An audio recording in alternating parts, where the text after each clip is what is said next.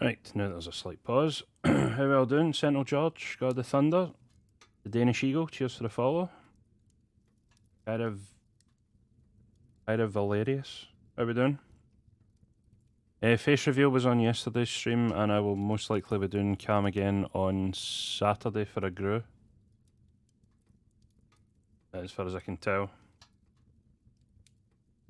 Yeah, but something a bit different today. Kind of choose your own adventure style game, so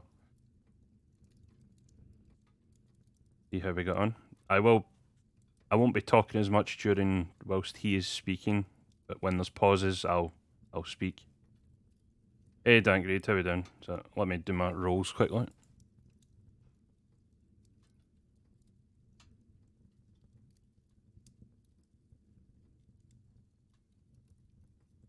Just to double check in chat, can you hear him okay?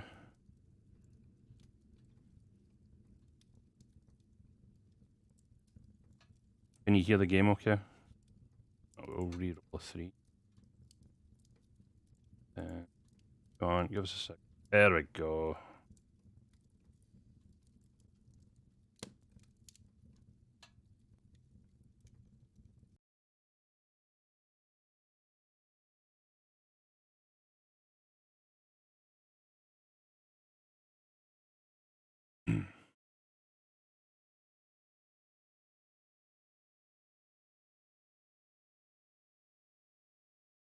Wait, did that just change back to system?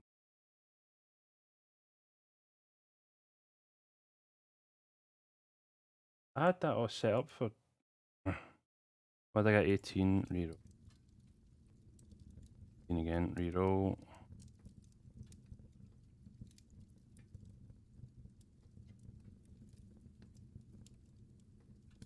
Don't know how many times you can reroll. Then we'll take that. Next, we'll roll for your initial luck. Hopefully you can hear which him now. represents how lucky an adventurer you are. Luck and magic are facts of life in the fantasy world you're about to explore. This is determined by rolling 1 die and adding 6. Hey, perfect, 12. So yeah, apparently the game switched back to system instead of game, that's why you couldn't hear it, even though I had it set up. One Mysterious Guy, how we doing? Chris Chavez, how we doing? Ayazra. Edith, Nick Skywalker, hope we're all doing well. So yeah, this is basically a choose your own adventure style game. So this guy will be talking for most of the stream. Oh, Dank Reed with 100 bits, thank you very much. So I probably won't speak until there's like pauses in what he's saying, just so you can hear the story a lot. So yeah, so we have pretty much a perfect roll here for stats, so hopefully that helps a bit. You may also take a magical potion with you to aid you on your quest. Each bottle of potion contains 2 measures, so can be used twice during an adventure. You can choose from a potion of skill that restores your skill points to their initial amount, a potion of strength that restores your stamina points to their initial amount, or a potion of fortune that not only restores your luck points to their initial amount, but will also increase your initial luck score by 1 each time it's used. So the luck one goes up. Oh wait, I can't hear anymore. But could you hear all that? Or are you just talking about me, Sentinel? I'm talking about the game. Can you hear the game?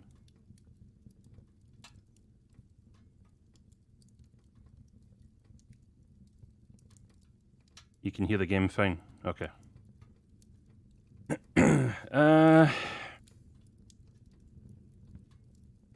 I mean, my skill and fortune are pretty much maxed, so I'm gonna go strength, I think. Because, well, I guess that's the only one that isn't max. Lastly, before you begin your quest, You are given enough provisions for 10 meals. When you eat a meal, your stamina score will increase by 4 points. But don't forget, your stamina can never exceed the initial amounts you've just set. You have a long way to go, so use your provisions wisely. Yeah, right, so provisions are 4 points each. During your adventure, you'll enter into combat a number of times. So this is explaining the combat system. And the further you go, the tougher your opponents will be. Combat takes place over several rounds, and your attack strength is based on yours and your enemy's skill scores. For each round of battle, we'll roll 2 dice for you and 2 for your opponent, adding the results to your skill scores. These are your respective attack strengths. Whoever's attack strength is the highest wins that round of combat. If you both have the same attack strength in a round, then it will be a tie. In some battles, you can take an opportunity to escape. But beware. If you do run away, your opponent will automatically score 1 hit on you as you flee, costing you 2 stamina points. So be sure you have enough. Such is the price of cowardice. Yeah, fair enough. You are playing using the new battle system, where the battle takes place over 3 rounds. Your sheer battle-hardened nature will mean you'll always win the battle after the 3 rounds, but every round you lose will cost you 2 stamina points. So be careful. Losing all your stamina will still be fatal. I'm glad I took At the start of each round, you'll have a short time to decide to fight or to build up your stamina by eating your provisions or taking a potion, if you have one. Oh, well, I've got a potion for stamina, so that's good. So, yes, that it is kind of Dungeons and Dragons-esque. It's a choose-your-own-adventure system. I don't know, I guess the best way to describe it would be, I don't know if you've seen the Yogscast play the choose-your-own-adventure books during like their jingle jams in December, where you start on page 1, you read through, and then it'll be like, oh, if you're doing this, go to page 20, or if you're going to do this, go to page 50, and then you go through specific things. You'll hopefully see as the game goes on. I haven't actually played too much of this, so I'm hoping it will be slightly easy on me this first time round. But yeah, so played. How much damage? All my things up top here. So skill. Yeah, skill 12 out of 12. Stamina is 22. I think the max you can get is 24. And then luck's 12. So skill and luck are maxed out right now. Okay, so everything's on this side, and then on this side is my weapons. So I'm assuming I can get more weapons down the line. But everything's on the sides, basically. Which is quite nice.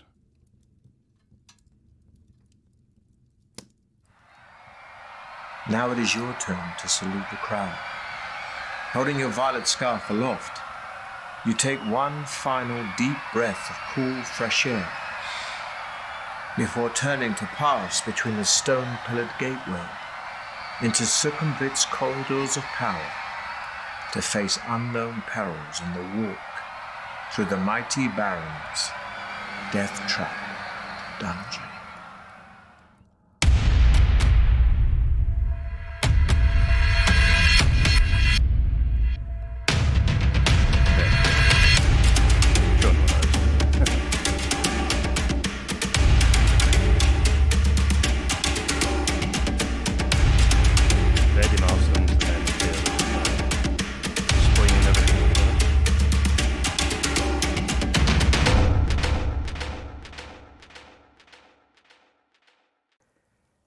The clamour of the excited spectators gradually fades behind you. Ooh, as you've... Alright, so he pauses when we bring this up. Okay. Right. So basically, an intro into the. Oh, apologies. I didn't know it was that loud. Basically, what goes on is there's a labyrinth that this. They call it a count or lord. Succumvit has. Called the Deathtrap dungeon. And if you get through the labyrinth, you are rewarded with 10,000 gold pieces and freedom of the city. So you are one of 6 adventurers going through the labyrinth this year in order to try and escape. I believe he said we go through this 5th out of the 6 adventurers. Yeah, so 4 of them have already gone ahead before us, and then there'll be 1 coming up behind us. I don't know if that plays into anything. I guess we'll find out. Venture deep into the gloom of the cavern. Large crystals hang from the tunnel roof at 20-meter intervals, radiating just enough soft light for you to see your way. As your eyes gradually become accustomed to the near darkness, you begin to see movement all around. Spiders and beetles crawling up and down the chiseled walls disappear quickly into cracks and crevices as they sense your approach. Rats and mice scurry along the floor ahead of you. Droplets of water drip into small pools with an eerie plopping sound which echoes down the tunnel.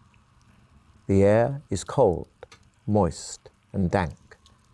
After walking slowly along the tunnel for about 5 minutes, you arrive at a stone table standing against the wall to your left. On it, there are 6 boxes, one of which has your name painted on its lid. Okay. Wi-Fi, when I want it to fail during classes, it works like a god, but as soon as it's on. Yeah, that's Sod's Law if ever I've heard it. I'd assume the others would be like opponents. Possibly Edith. Maybe there's only one person that can eventually escape. But I think from the pre-story, I don't think anyone has ever escaped. I think I would need to go back and listen to the full story. Yeah, I feel like this box is here for me, so I'm going to open it. It's got my name on it, apparently, so... The lid of the box lifts off easily, and inside you find 2 gold pieces and a note written on a small piece of parchment addressed to you. After placing the gold in your pocket, you read the message, which says, "Well done. At least you had the sense to stop and take advantage of the token aid given to you. Now I can advise you that you will need to find and use several items if you hope to pass triumphantly through my Deathtrap dungeon. Signed, Succumvit." Memorizing the advice on the note, you tear it into tiny pieces and continue north along the tunnel, where you come to a junction. A white arrow painted on one wall points west. On the floor, you can see wet footprints made by those who entered before you. Oh, this is what I was It's talking hard to be sure, but it looks as though 3 of them followed the direction of the arrow, while 1 decided to go east. Okay, so out of the 4 that went before me, 3 of them went the way the arrow was pointed and 1 didn't. Interesting.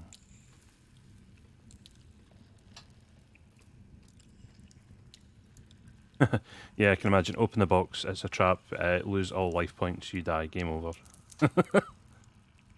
So let's see, west was with the 3 footprints and east was with the 1 footprint.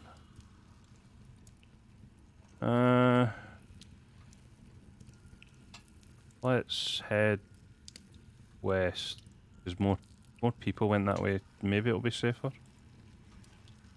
Following the 3 sets of wet footprints along the west passage of the tunnel, you soon arrive at a junction.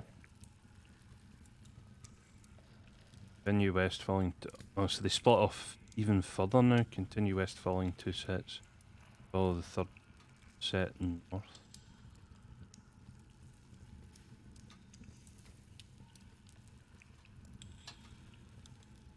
I mean, we're following the majority here, so maybe we'll just keep going west. Walking along the tunnel, you are surprised to see a large iron bell hanging down from the ceiling. Iron bell? Now, surely if I ring the bell, something's going to grab its attention from it. That sounds trap worthy. So we're going to continue west. The tunnel veers sharply to the right and continues north for as far as you can see. You hear a tremendous commotion in the distance, growling and snarling and howling. You draw your sword and set off in the direction of the noise. Ahead, in the dim light, you see two hobgoblins fighting, punching, and kicking each other furiously. Next to where the hobgoblins are fighting, there is a leather bag lying on the floor, and it seems to be this that they are fighting over.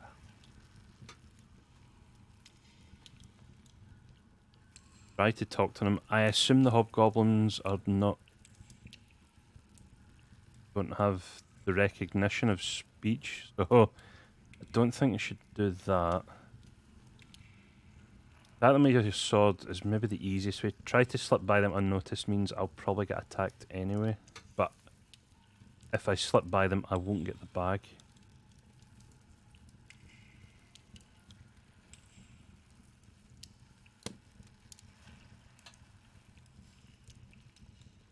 Try to talk to them. We're just going to attack them.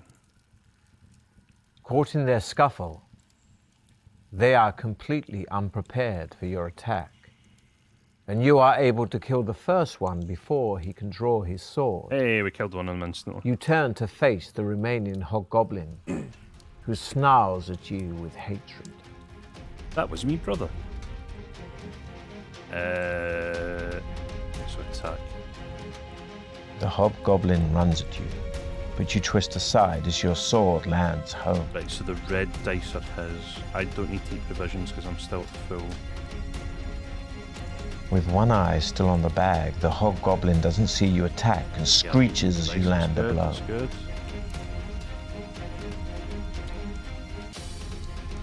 Pretending to be Get that one tired, you off. bend over but grab a handful of dirt and throw it in the hobgoblin's face, making your subsequent attack very effective. Cut and bruised from your victorious battle, you see that the hobgoblins have nothing of any use to you on them. So you decide to open the bag on the floor. Inside, you find a corked earthenware jug. You uncork it and sniff the liquid inside. It smells sharp and acrid.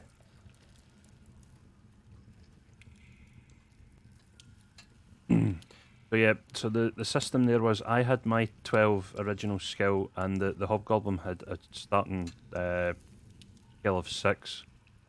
And then we each throw 2 dice.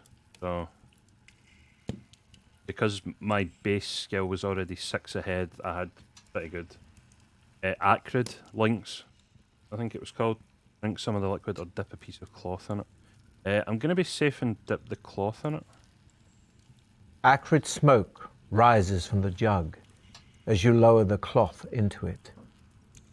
The liquid is unmistakably acid. Yeah. You recork the jug and place it in your backpack, hoping it may be of use to you later. Okay. You sheathe your sword and press on, northwards. The tunnel soon takes another sharp right turn. Following it east, you arrive at a strange obstruction, a row of 12 wooden poles across the tunnel. They are fixed to the walls at each end, about half a meter off the floor and spaced about a meter apart.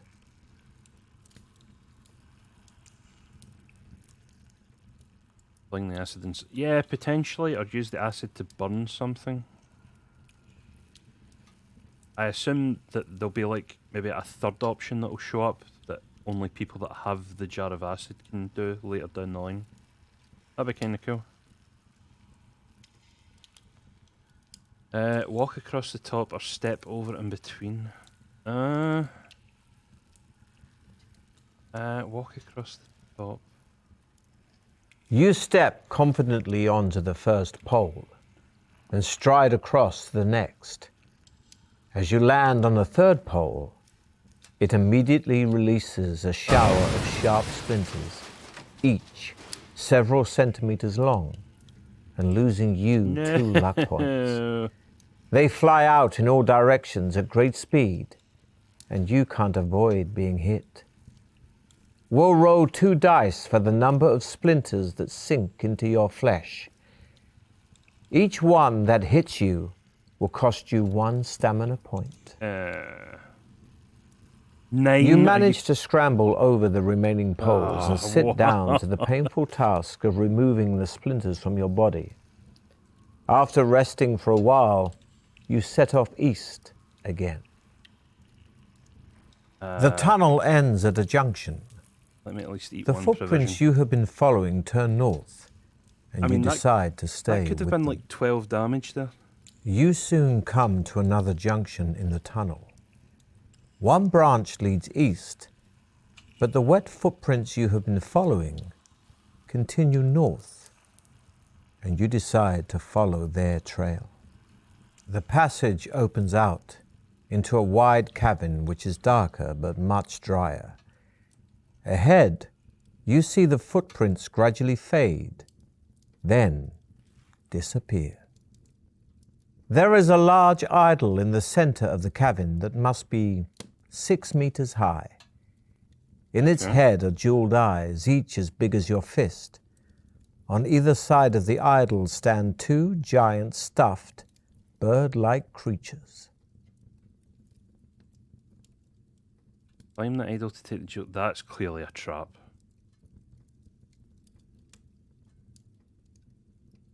No worries, Solstice. Guess I'll stop by in a minute. I'm just going to walk through because I feel like trying to take the jewels is a trap. Not much farther down the tunnel, you come to a closed door on your left. Putting your ear to the door, you listen intently but hear nothing.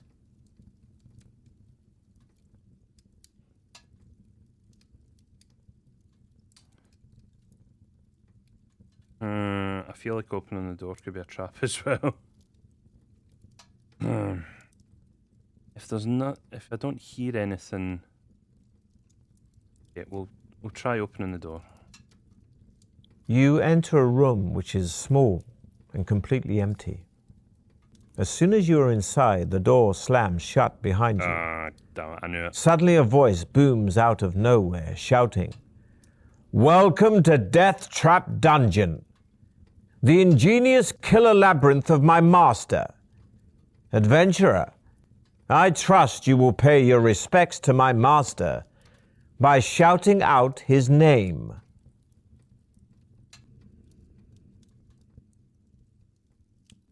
It is a 1. No, I want to... You take a deep breath and shout, "Hail Circumvit!" Once again, the mysterious voice calls out. Only this time its tone is full of contempt and derision. "So, we have a sniveling weed in our midst, do we?" sneers the voice. "My master has a special gift for you, loathsome creep." Suddenly, water starts pouring into the room through a hole in the ceiling.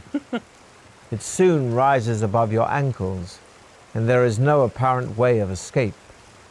You wade back to the door. It is firmly locked, but in desperation you try ramming it with your shoulder. We'll see how skillful you really are. Remember, a roll equal to or less than your skill score means you have been skillful, but a roll higher than your skill could end badly. The door cannot withstand the furious battering you are given. Yes, I want to roll lower than my The skill. center panel cracks Okay, and that's splinters, enabling you to kick a hole in it large enough for you to squeeze It's through. good I've got max skill then. Soaked, but happy to have survived your ordeal, you set off north again. The tunnel twists and turns, but keeps steadily north. Ahead, you see a thin shaft of blue light streaming down from the ceiling to the floor. It sparkles and shimmers, and you can see images of laughing faces in the light.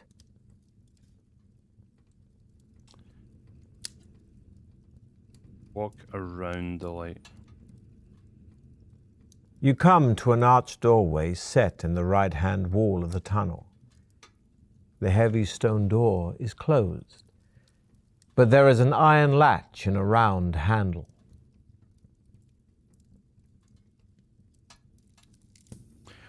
See, the problem is everything you do is going to be yeah. Most of the things will either be traps or... The thing is with this game is you need to play it several times over to get used to what is what. Or learn which of these are traps and which aren't. Right, we'll try this door. Probably a trap as well. Lifting the latch and pushing the heavy stone door open, you find yourself in a large cabin. The light is dim and murky, but as your eyes begin to adjust, you see that the walls are covered in green algae and running with moisture. The floor is strewn with straw. The atmosphere is warm, damp, and fetid, and a soft humming sound fills the air. Something's living in here.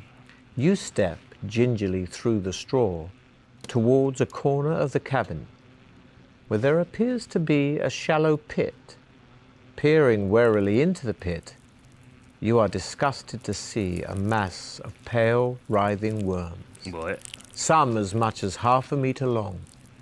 Nauseated, you are about to turn away when you notice that their undulating bodies are swarming around a dagger. Ooh. Its point held fast in a crack in the pit floor. The hilt is cased in black leather, studded with opals, and the blade is fashioned from a strange, reddish-black burnished metal you have never seen before. You long to touch the dagger, but this would mean plunging your hand in among the writhing worms. Can I use the acid on the worms?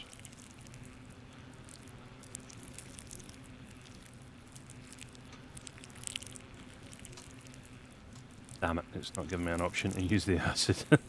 Damn it. Throw the acid. Go reach for it. Taking a deep breath, you lean over the pit and plunge your forearm into the mass of wriggling worms.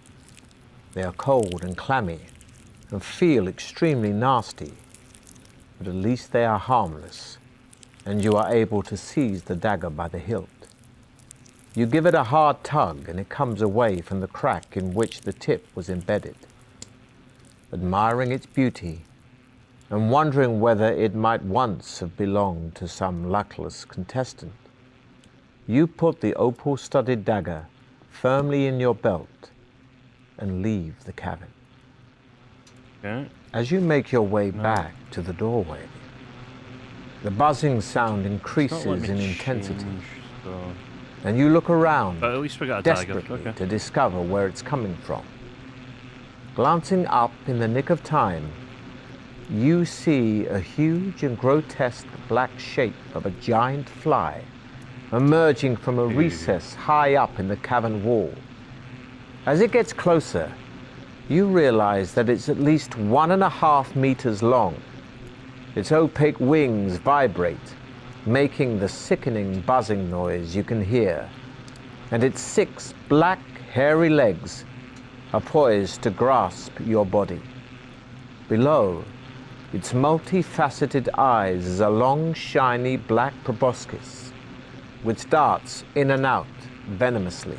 No, I'm gonna get poisoned. You have stolen the giant fly's treasure from her brood of maggots, and you must face the consequences. It's time to test your luck Oh, I again. cannot fight it. Remember, a roll equal to or less than your luck score means you've been lucky. I need the low roll. But a here again. roll higher than your luck could end badly. Low roll, low roll, low roll. Hey. The giant fly swoops down again to try to capture you, but this time you manage to evade its outstretched legs. Stepping back, you draw your sword to prepare to fight the hideous insect as it turns to attack you again. Right, so that's got a base of 7, so... The creature flies at you so close you good for can't me. use your weapons. Grabbing it by its legs, you swing around, slamming it into a wall.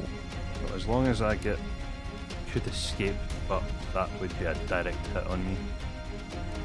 Oh, You that was spin good. your sword around your head, clipping the fly and removing part Yeah. of one of its legs. And third. I can't even see what mine is. No, it's 7, 1. You hurl yourself at your enemy, Hey. fist flailing, and land a stunning blow. Flawless Pleased victory. with your victory, you wipe the vile yellow slime from the blade of your sword and walk quickly to the door, back to the tunnel, and head north. The tunnel ends shortly at a junction. Looking left and right,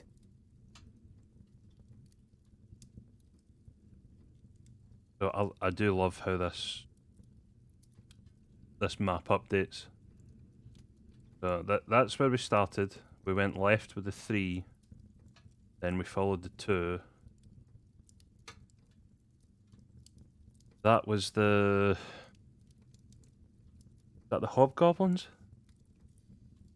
That was the hobgoblins. Those were the poles where I get basically destroyed. That was the place with the big the jewel. I think of what it's called.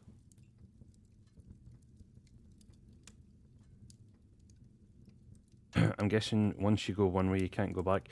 Well, I assume at some point you'll be able to like go back, or I don't know. There must be like one specific path that you need to follow in order to get like all the items that they mention about getting. Unless they do allow you to like teleport back in order to... I don't know. My first time playing this, I'm not too sure how they're going to solve that, or if it's just like, you got to near the end, you don't have all the items. Goodbye.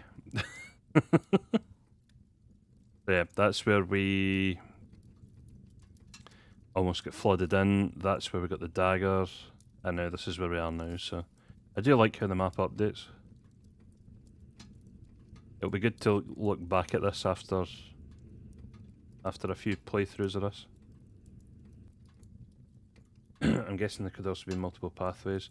Well, yeah, because we didn't go right at the start, so there could be stuff off here. We didn't go right here, so there's obviously an event here. There's an event here. There was an event with the jewels. There was something about a light, I think, as well. And now we're going to miss one way as well, so... you see a narrow passage disappearing into the dim distance. Let's see, we've continually gone west. Let's go east this time. You walk down the passage and soon find yourself standing at the edge of a deep, dark pit. The passage continues east on the other side of the pit. You think you could probably jump over the pit, but you are not sure. There is a rope hanging down from the ceiling over the center of the pit.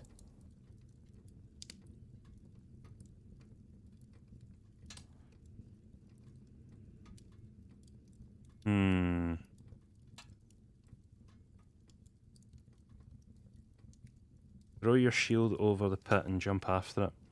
I feel like if I do that, somebody's going to steal my shield. Jump over the pit carrying all your possessions. I feel like I'm too heavy to do that.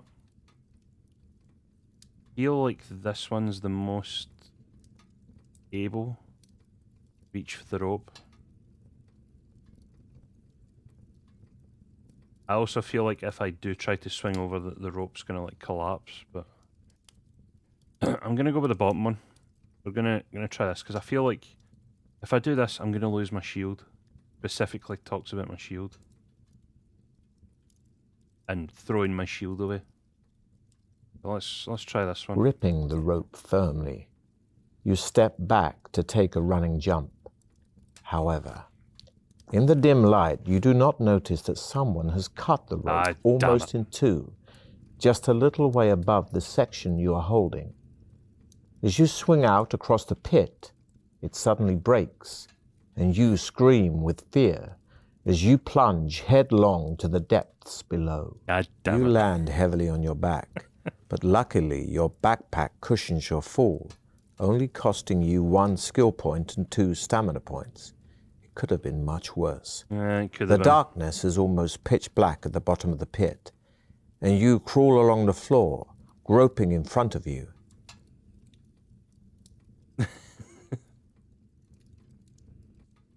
Suddenly your hand touches something cold, hard and smooth.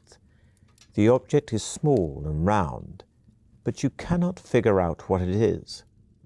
You place it in your backpack, hoping to see what it is once you are out of the pit. You continue to crawl forward and soon reach the pit wall. It's too smooth to climb, and you have to cut hand and toe holds in it with your sword. This takes a long time. But finally you climb out of the pit on the east side. You immediately check out the object in your backpack and discover that you have found an orb of blood-red ruby. Ooh. You are absolutely delighted and head off east in high spirits, whistling softly. Okay. The tunnel we'll take makes the orb. a sudden left turn and continues north as far as you can see. You soon arrive at a closed wooden door in the left-hand wall.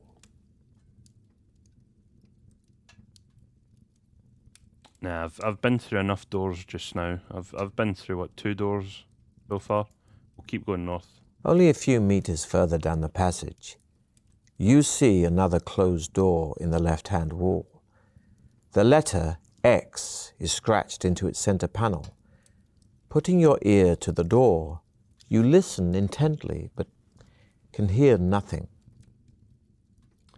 So you did that last time and then I got the, what was it, the booming voice thing?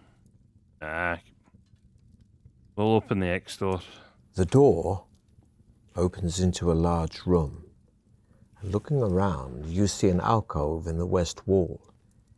In the middle of the room, sitting in the chair, is the skeleton of an armed warrior, possibly a contestant from years gone by.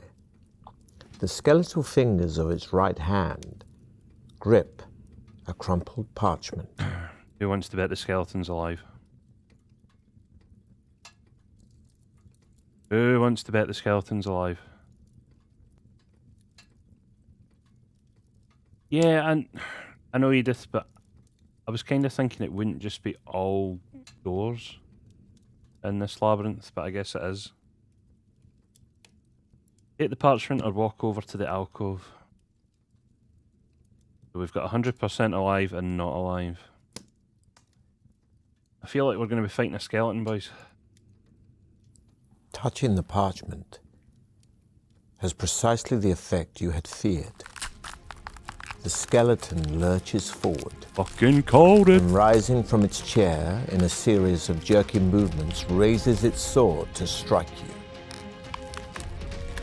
Lunging sideways, you draw your sword to defend yourself.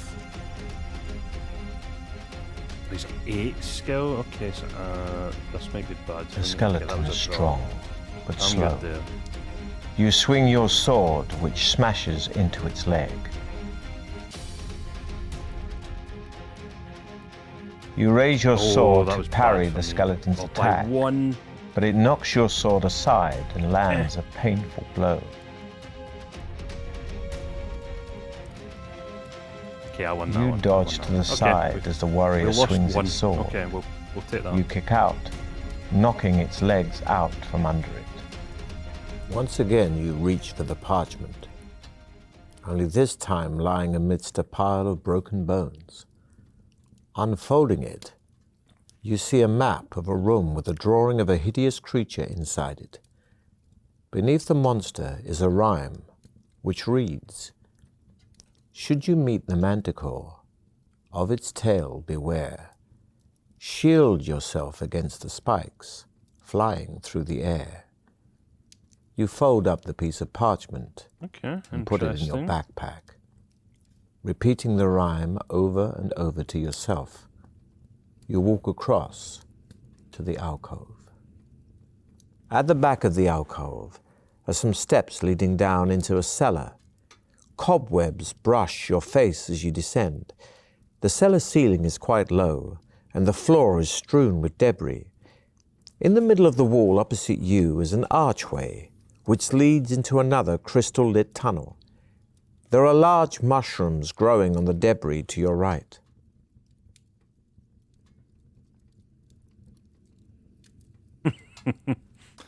Well, do we eat the mushrooms?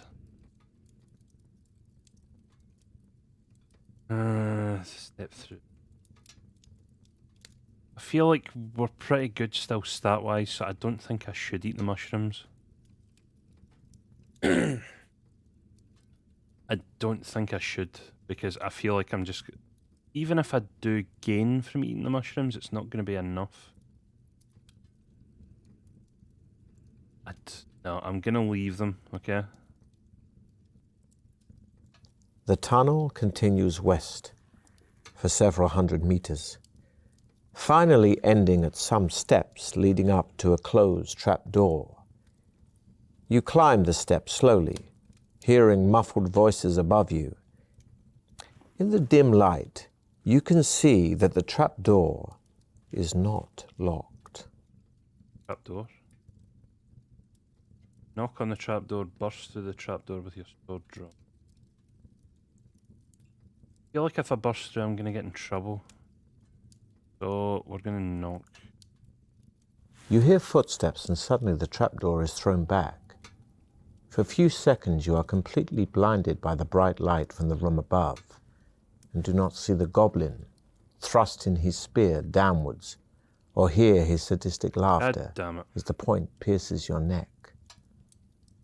Your adventure ends. Oh wait, here. what? It just full kills me?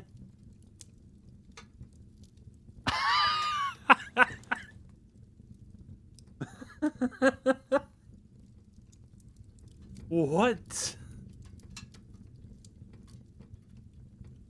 It just full on kills me there.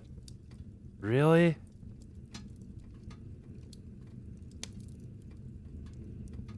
Okay.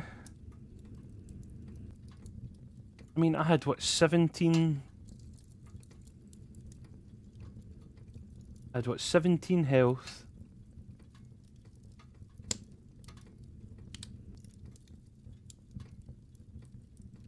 But I assume I can just go back to every... So there's a save point at each bit then? The tunnel continues west for several hundred meters, finally ending at some steps leading up to a closed trapdoor.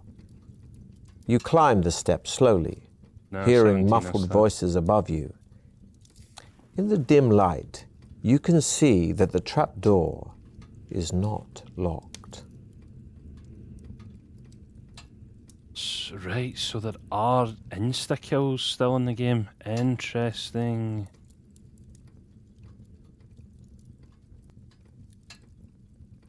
No. I died, guys, so I'm literally... I do want to go through this like a full version, but I feel that it's only right, seeing as how I'm just starting out in this, that I reset. Despite its name, That's fine. We'll go through all this. deep. Next, Right, so we'll go it's through your it again. turn. We'll go the other way this But time. before and embarking learn on some your more. adventure, we must first determine your But own I feel like if strengths I and insta die, weaknesses. I should just die. You have know, in your I can't possession just go back to a a save sword, point. a shield, and a I want to try and backpack go for through carrying this kinda- provisions for the trip. You have been preparing for your quest So by this is training take yourself in swordplay and exercising vigorously. To see how effective your preparations have been, dice will be rolled to determine your skill, stamina, and luck scores. Or, if you wish to begin your adventure immediately, you can choose between 3 ready-made adventurers. First, we'll roll for your initial level of skill. Yeah, I know this. Reroll. 6, perfect. 10, 22, that was the same I had last time, that's fine. Next, 1, no, we'll reroll that. 5, 11. Yeah, we'll do that. Yeah, I definitely didn't think insta-kills were still a thing in this. So, the way I'm planning to do this, you'll see the title is called Season 1, Episode 1. I've already got a few people lined up to play this, so I will stream this next week, and then it'll be somebody else making all the choices. So we can get different perspectives from people. So, as far as I can tell, I'm going to run this as sort of 6. So I'm doing this Thursday, and then the next 5 Thursdays, I've got 4 people lined up just now. I'm hoping to get a 5th person sorted as well. So, we'll be having people try and run this dungeon through their versions and their choices. So yeah, but this is why I'm doing it this week. So it's me. It's just me learning the game, so that I'm more prepared for when other people are playing it.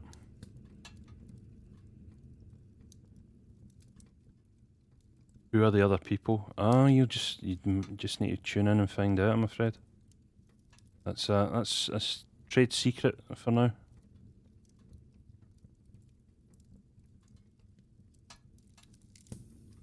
So yeah.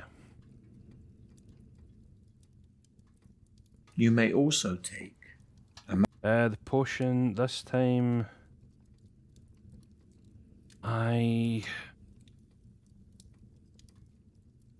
feel like I want the skill potion because I feel like skill's pretty good for if I lose that. Lastly, before you begin your quest, Yeah, I'm During moving your that. adventure, you are playing. Yep, new battle system, that's fine. now it is your turn to salute the crowd. So yeah, I've got Holding 4 your people violet lined up, I scarf just need aloft, 1 more to fill in the You take the one last week. final deep breath of cool, fresh air before turning to pass between the stone-pillared gateway into Circumvit's corridors of power. Hope I've done this before. So yeah, the plan is to run this as sort of a 6-week series. So there'll be 6 episodes. Yeah, it's really good. You can skip the cutscenes. So yeah. So it's myself this week. I will always be the first episode of the season. So it will be myself and then 5 guests. Basically. Unless, well, I guess I won't complete the game today. So I will probably be back for the first episode of season 2. And then I'll have more people. So the idea is to run it for 6 weeks for season 1 and then put it to the shelf for a couple of months. And then maybe say the start of, I don't know, May, June, July, bring it back for season 2. And then run it for 6 weeks, put it to the back for a couple of months, bring it back for potential season 3 if need be. Yeah. Just something I've had in the pipeline for a while, I wanted to try out. Ice scurry along the floor ahead of you. Droplets of water drip into small pools I've already within. heard this. But yeah, it's just something different, I guess. It's it's a game that not many people are playing, and it's a nice genre of game, the choose your own adventure, because well, so far, say this second playthrough, we've already rolled for skill, which is a 1 in 6 chance. The vitality is a 1 in 12. Your luck's a 1 in 6. Potion that you choose is a 1 in 3. There's already so many different combinations to have been made from that on how your character's going to be. And then basically the choices you make. Choose your own adventures and brilliant games and book. Yeah, it's definitely something I wanted to try out on stream. I know it's a game that's not really played much, but it's different. It's, something that might catch on. You never know. I'm hoping they do bring out more of these, because I think this is the only one that was on the Steam marketplace. It's interesting seeing other people go through a game like this when you know how to do it. Yeah, so when I watch Mystery Guest number 1, when they go through it and they go to the left, I'm like, oh, well, they've got this coming up. They've got the spikes, they've got the hobgoblins. Yeah, it'll be funny to see how they go at tasks and stuff. So yeah, we'll definitely open the box, because The lid of the box lifts off easily, and inside you find 2 gold pieces and a note written on a small piece of parchment addressed to you. To try, I guess. After placing the gold in your pocket, you read the message, which says, "Well done." Right, we've done this At bit least- as well, so we can just forget that. So, I believe this was 3 footprints went west and 1 went east. We all know what's coming up and laugh at their misfortune. Well, yeah, as long as you don't sort of backseat it, I'm hoping that the people won't be in the chat to read stuff, and then you guys can just, you might have seen something happen, like, oh, they're going into the room where the water comes in, and something like that, or oh, the flies coming up, or yeah, it just depends how people play. Like, so here already, do we go with the trusted path? Do we go with the weird path? Ahead, you can see a large obstruction on the tunnel floor. Although it is too dark to make out exactly what it is, the wet eastbound footprints you have been following carry on towards the obstruction. Okay, that's weird. They instantly say you can go back. So if they want, I could just go straight back there. That's weird. Continue east either way. You see that the obstruction is a large brown boulder-like object. You touch it with your hand and are surprised to find that it is soft and spongy. Climb over it, slice it open with your sword. If I slice it open with my sword, it's going to attack me. It's just... Or it's going to blow out like acidic blood or something. Climb over it, slice it open. Let's climb over it. Let's You not do any clamber damage. onto the soft boulder, half expecting to be engulfed by it at any moment. Getting over it is difficult, as your limbs sink into its soft casing, but eventually you manage to struggle over it, relieved to be back on firm ground. You press on east, where the tunnel makes a turn to the left and heads north for as far as you can see. The footprints you are following start to peter out as the tunnel becomes gradually drier. Soon, you are beyond the dripping roof and the pools on the floor. You notice the air becoming hotter, and you find yourself panting, even though you are walking quite slowly. In a small recess on the left-hand wall, you see a section of bamboo standing on its end. Lifting it down, You see it is filled with a clear liquid. Your throat is painfully dry, and you feel a little dizzy from the heat in the tunnel. That was kind of a cool effect. Oh, there it is again. The liquid's going to be poison. The water in the bamboo pipe is welcomely refreshing and adds 1 stamina point. It also contains a magical solution which will enable you to be exposed to melting point temperatures without harm. Ooh. Discarding the bamboo, you start off north again, in good spirits. You find yourself dripping with sweat as the temperature continues to rise. As you struggle on, the heat intensifies until it becomes so unbearable that you feel yourself begin to pass out. Although the temperature in the tunnel is higher than you could normally tolerate, the liquid from the bamboo pipe keeps you alive, and mercifully, after a few moments, the temperature drops rapidly and soon feels almost cool again. On the left-hand side of the tunnel is a closed door. It has a small iron plate in it, which looks like it might slide open. So if I didn't drink the potion there, I think that might have been another insta-kill. I feel like that's... If not an insta-kill, then I would have been attacked by something. Try to open the door, try to slide the iron plate. Continue north. Let's try and slide the iron plate. The small plate slides open easily, and you find yourself peering into a room with a deep pit in the floor behind the door. On the opposite wall, there is a coil of rope hanging on one of 2 iron hooks. Open the door, jump over the pit. Oh no, the pit's probably got... Was that maybe a different pit? I mean, the rope's going to be cut here as well. I just feel like the rope's going to be cut, but I'm going to try it for science. The door swings open into the room, and you step back and jump over the pit. You put the rope in your backpack and jump back over the pit to leave the room and head north.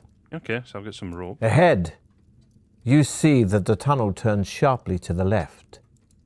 You turn a corner and almost bump straight into 2 fierce-looking orcs, armed with morning stars and wearing leather armor. You are totally unprepared for them and struggle to ready your weapons. The orcs roar. And as you draw your sword, one of them swings its morning star at you, which, thankfully, crashes into your shield, bouncing off harmlessly. The tunnel is too narrow for both of them to attack you at once, so you fight them, one at a time. I'm getting a tough fight here because there's less to do. Alright, the orcs only got 5 skills, so this should be okay. You raise your sword to parry the attack and are able to kick the orc hard in the stomach. I was expecting the orc to have like a 7 or 8. The orc is strong but slow, and you're able to strike hard with your sword. Your shield protects you from the orc's frenzied attack, while you're able to hack at its leg. The first orc slumps lifeless to the floor, so you turn your attention to the other. Yeah, this one's a bit tough, obviously it's 6. Okay, that's fine. So as long as my You raise your sword to parry the attack, and are able to kick the orc hard in the stomach. Attack! You both swing for each other, and in the confusion, we just drew. Both miss. Oh, that was bad. That was a good roll for them. The orc is strong, but slow, and you're able to strike hard with I your was going to sword. take some damage there. Inside one of the orc's pockets, you find one gold piece Some and a gold. hollow wooden tube. Wooden sh- You put your findings in your backpack and set off west. Yeah. As you walk along, droplets of water again start falling from the tunnel ceiling. Heading west, you see wet footprints made by the same boots that you followed earlier. They lead to a closed iron door in the right-hand wall of the tunnel, but do not seem to go any further.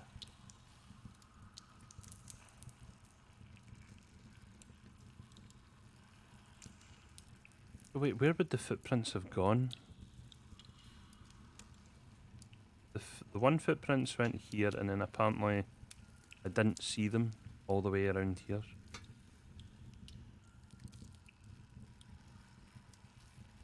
Okay, for science, let's open the door. The door opens into a large chamber, where you are shocked to see one of your rivals, who has obviously met a sudden gory death. It is one of the barbarians, and he is impaled on several long iron spikes that are fixed to a frame which has sprung out of the floor. A lot of debris litters the floor, concealing a hidden tripwire which he must have stepped on, releasing the spiked frame. In the far wall is an alcove in which you can see a silver goblet standing on a small wooden table. Yeah.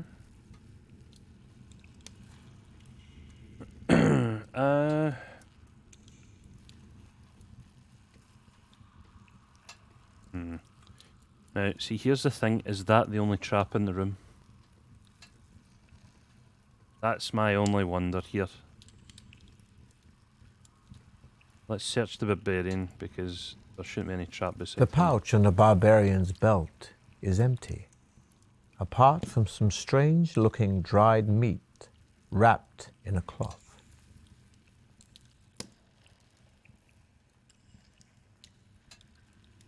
Dried meat, leave them.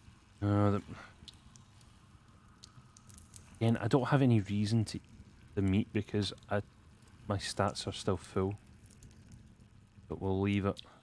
You walk slowly over to the alcove, carefully checking the floor for any more hidden traps. Yeah, that's good. You see that the goblet contains a sparkling red liquid.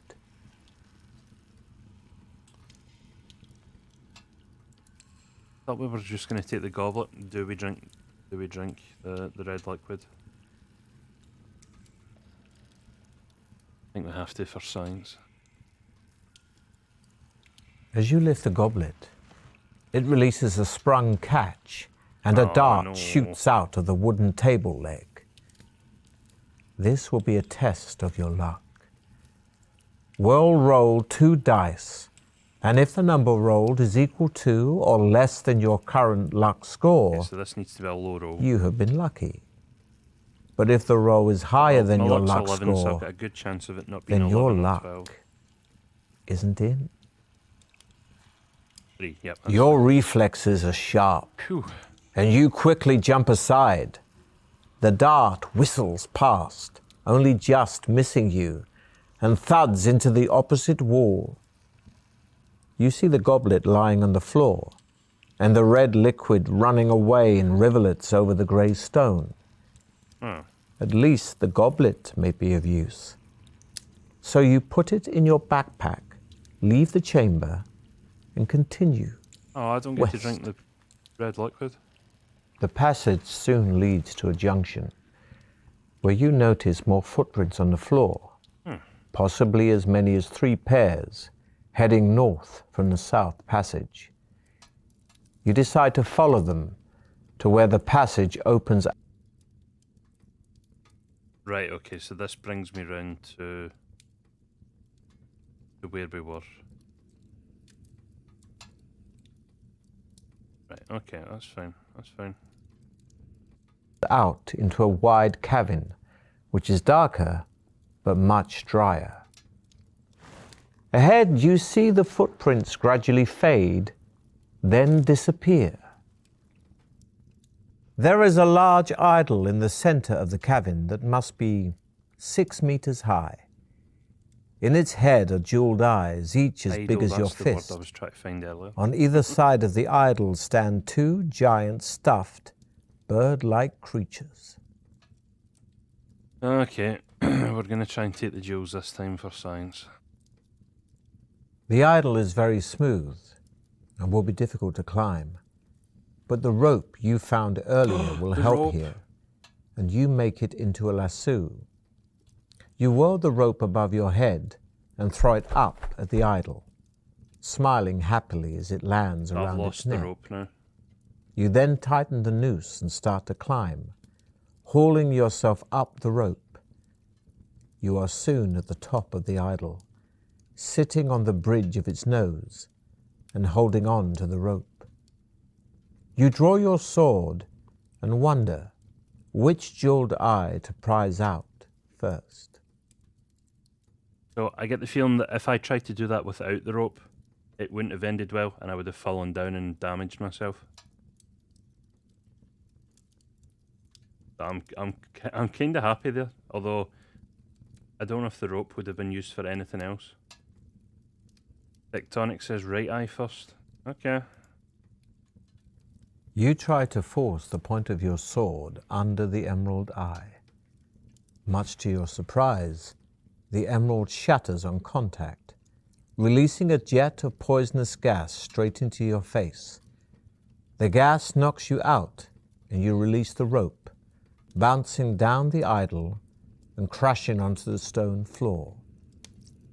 Your adventure ends here.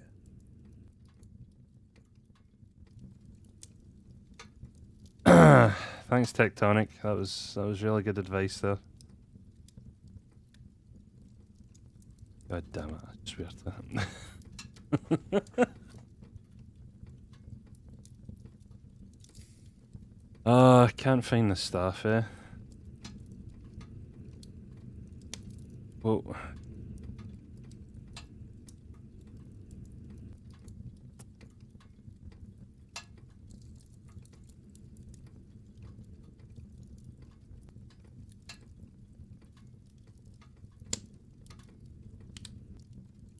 There is a large idol in the center of the cavern that must be I guess we're 6 resetting meters again. high.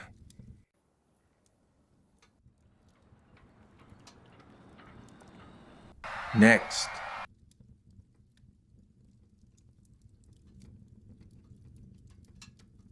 I do want to try and get a 6 for this. Skill is pretty important.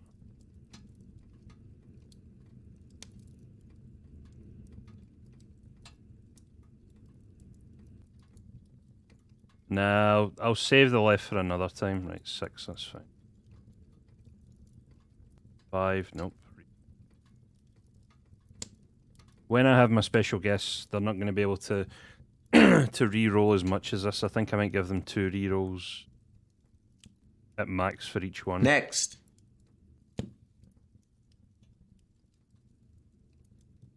I just want to do as many re-rolls as possible to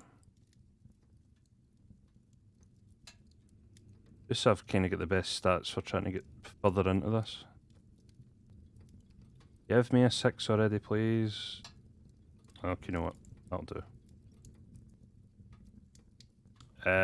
Potion of Fortune so I can up my luck this time. Lastly, before you begin your quest, New system, yep, we got that. now it is your turn to... Right, The clamour of the... so we head down, we open the box and take the gold. Always doing that. So this time we shall head west. Following the 3 sets of wet footprints along the west passage of the tunnel, you soon arrive at a junction. This time we're going to go north. Ahead, you hear the thud of heavy footsteps approaching. Out of the gloom steps a large, primitive caveman, dressed in animal hide and carrying a stone club. On seeing you, he grunts and spits on the floor, then raises his club and lumbers on towards you, looking anything but friendly. Okay, fight already. You dodge to the side as the caveman swings his club at you and kick out, knocking him to the floor. You run around the lumbering caveman, crashing your sword into his arm. Your enemy is strong but slow and screams in pain as your sword sinks into his leg. Pleased with your victory, you notice that the dead caveman is wearing a leather wristband with 4 small rat skulls hanging from it.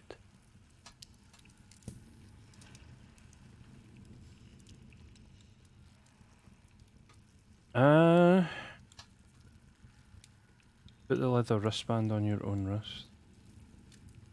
I don't know, 4 rat skulls? That sounds a bit weird. I'll leave it. After a few more steps, you see a backpack propped up against the tunnel wall.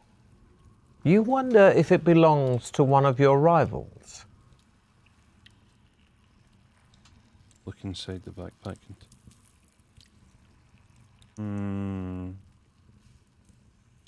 There is a single gold piece Hey, lying gold in the piece. bottom of the backpack.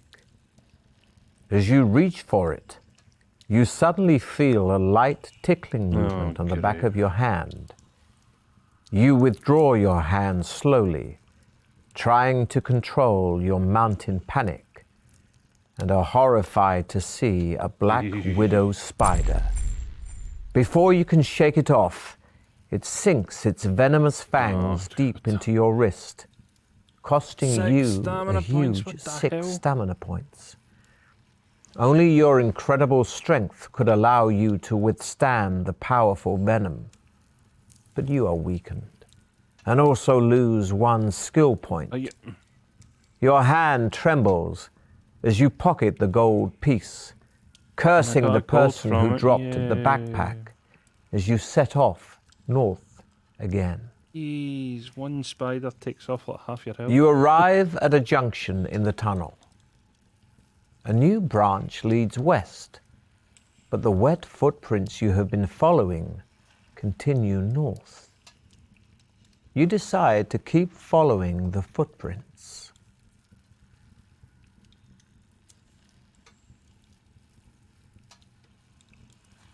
Right, so that way.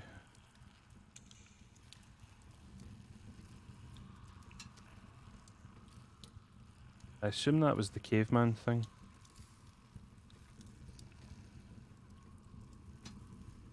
That was the backpack.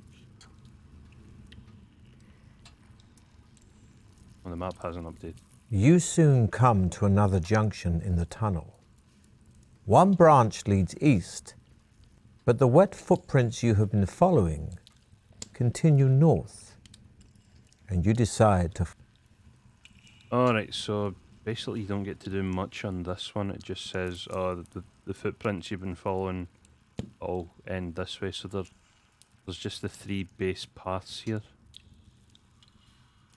I mean, it's a Black Widow, just be glad it isn't an insta-death. Well, this is true. I assume there's no insta-death until after the... follow their trail. The passage opens out into a wide cavern which is darker but much drier. Ahead, you see the footprints gradually fade, then disappear. There is a large idol in the center of the so we've got the cavern that idol must be Right, so I'm going to 6 try and meters climb high. it, but I don't have the rope this In time. its head are jeweled eyes, each as big as your fist. On either side of the idol stand 2 giant stuffed, bird-like creatures.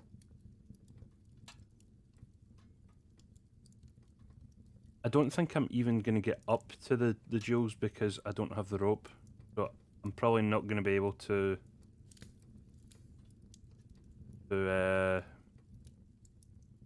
get them. The idol is very smooth and will be difficult to climb.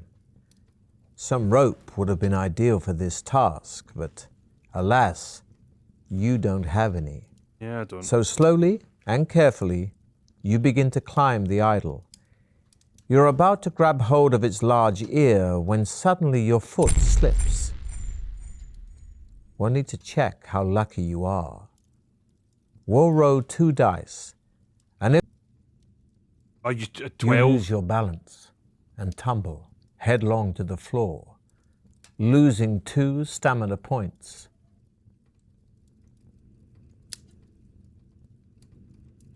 But I guess I can keep trying, but I'm going to have to do a luck roll each time.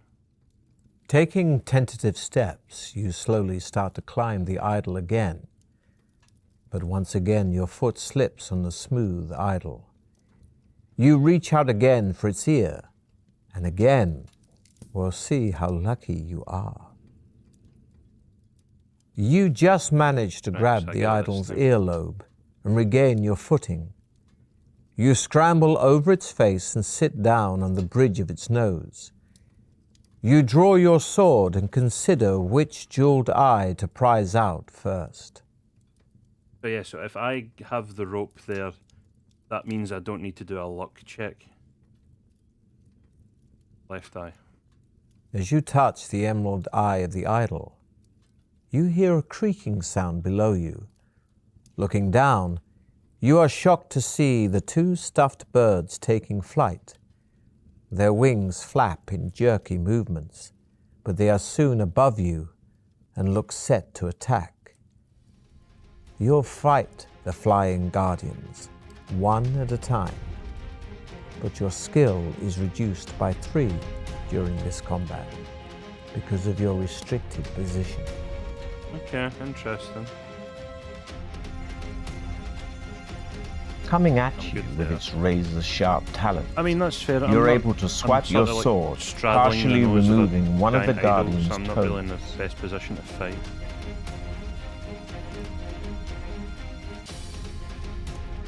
Think.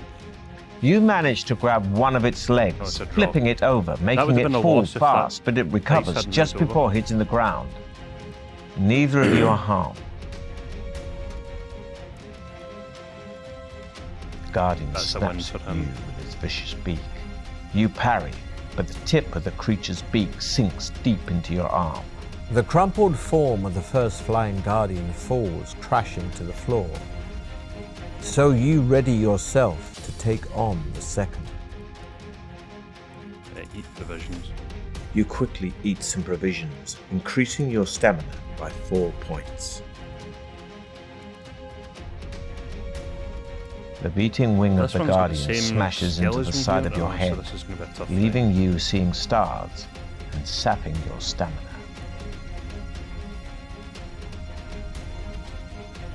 Clawing at your leg with its Jesus, talons, rolls. the guardian rips away a chunk of your stamina. The guardian snaps at you I think I with lost its all vicious speed beak. there. You parry, but the tip of the creature's beak sinks deep into your arm. Your final swipe dispatches the second flying guardian. You look down and see the crumpled bodies of the flying guardians lying motionless on the floor. You 26 start to provisions prize already. out the idol's emerald eye with the tip of your sword. At last it comes free, and you are surprised by its weight.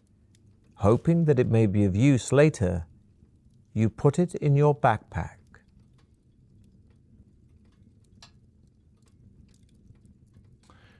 Oh, do we prize out the right eye?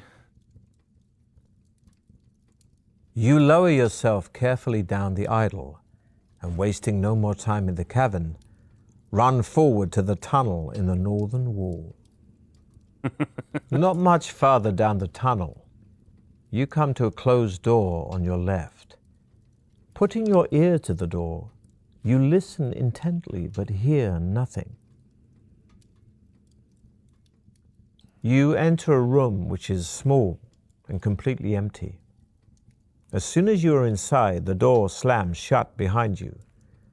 Suddenly a voice booms out of nowhere, shouting, Welcome to Deathtrap Dungeon, the ingenious killer labyrinth of my master. Adventurer, I trust you will pay your respects to my master by shouting out his name. You take a deep breath and shout. Let's see what this version does. Succumvit as a worm. Once again, the mysterious voice calls out, only this time, to your great surprise, in a far less threatening tone. Good. My master likes those who show spirit. Take this gift to help you. It will grant you one wish, but one wish only. Farewell. A gold ring magically appears out of nowhere and lands at your feet with a gentle tinkle. You pick it up and put it on one of your fingers. Ring of Wishes. The door opens and you step back into the tunnel to continue north. The tunnel twists and turns, but keeps steadily north. Ahead, you see a thin shaft of blue light streaming down from the ceiling to the floor. It sparkles and shimmers, and you can see images of laughing faces in the light. Basically just because we did the nice way, and then they were like, oh, you're just a snivelling worm, and hey Mel, how we doing? I think we walked through the light this time. As soon as your head goes under the blue light, you hear the sound of muffled voices. The faces are no longer laughing, but have changed their expressions to one of despair and anguish. A young girl's sad face hovers in front of you, and she begins to whisper a poem.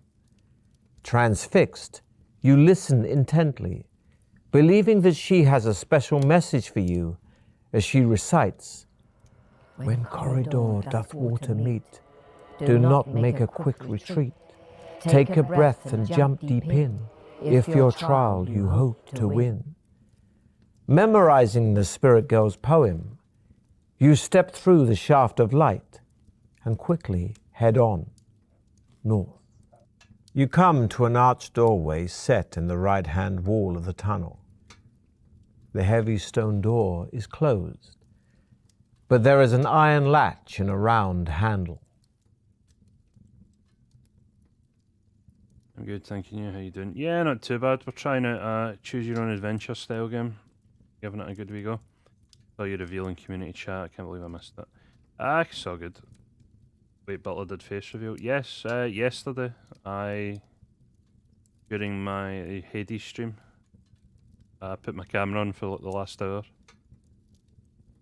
I will most likely be using my webcam again on Saturday for a brew. For the full 3 hours, just to try and get used to it. Yeah, Tectonic made the wrong choice, and I went for the wrong eye and died. Yet. So this one I went into, I'm pretty sure. Lifting the latch and This pushing one the with heavy dagger. stone door open, you find yourself in a large cabin.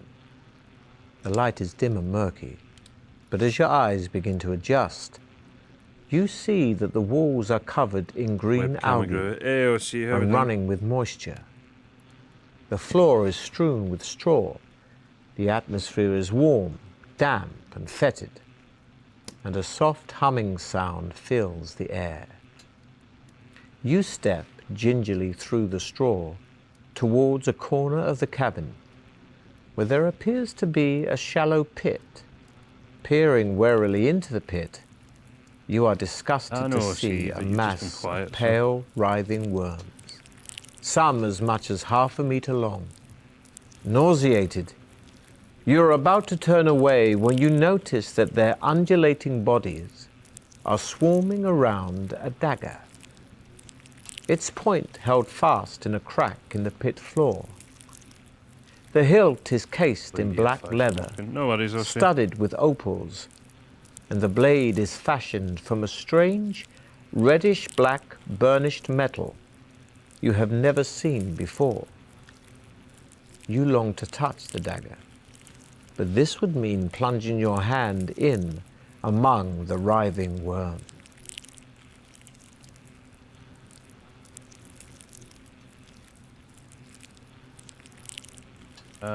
We reach for the dagger because we get the dagger and then we just have to fight the fly. Taking a deep breath, you lean over the pit and plunge your forearm into the mass of wriggling worms. For the last hour. They are cold and clammy and feel extremely nasty, but at least they are harmless, and you are able to seize the dagger by the hilt. You give it a hard tug and it comes away from the crack in which the tip was embedded. Admiring its beauty and wondering whether it might once have belonged to some luckless contestant, you put the opal-studded dagger firmly in your belt and leave the cavern. As you make your way back to the doorway, the buzzing sound increases in intensity. Interesting. And you look around desperately to discover where it's coming from. Glancing up in the nick of time, you see a huge and grotesque black shape of a giant fly emerging from a recess high up in the cavern wall. As it gets closer, you realize that it's at least 1.5 meters long. Its opaque wings vibrate, making the sickening buzzing noise you can hear, and its 6 black, hairy legs are poised to grasp your body. Below, its multifaceted eyes is a long, shiny black proboscis, which darts in and out venomously. You have stolen the giant fly's treasure from her brood of maggots, and you must face the consequences. Why would a fly need a dagger? It's time to test your luck again. Remember, the giant fly swoops down again to try to capture you, but this time you manage to evade its outstretched legs. And there we fight. Stepping back, you draw your sword to prepare to fight the hideous insect as it turns to attack you again.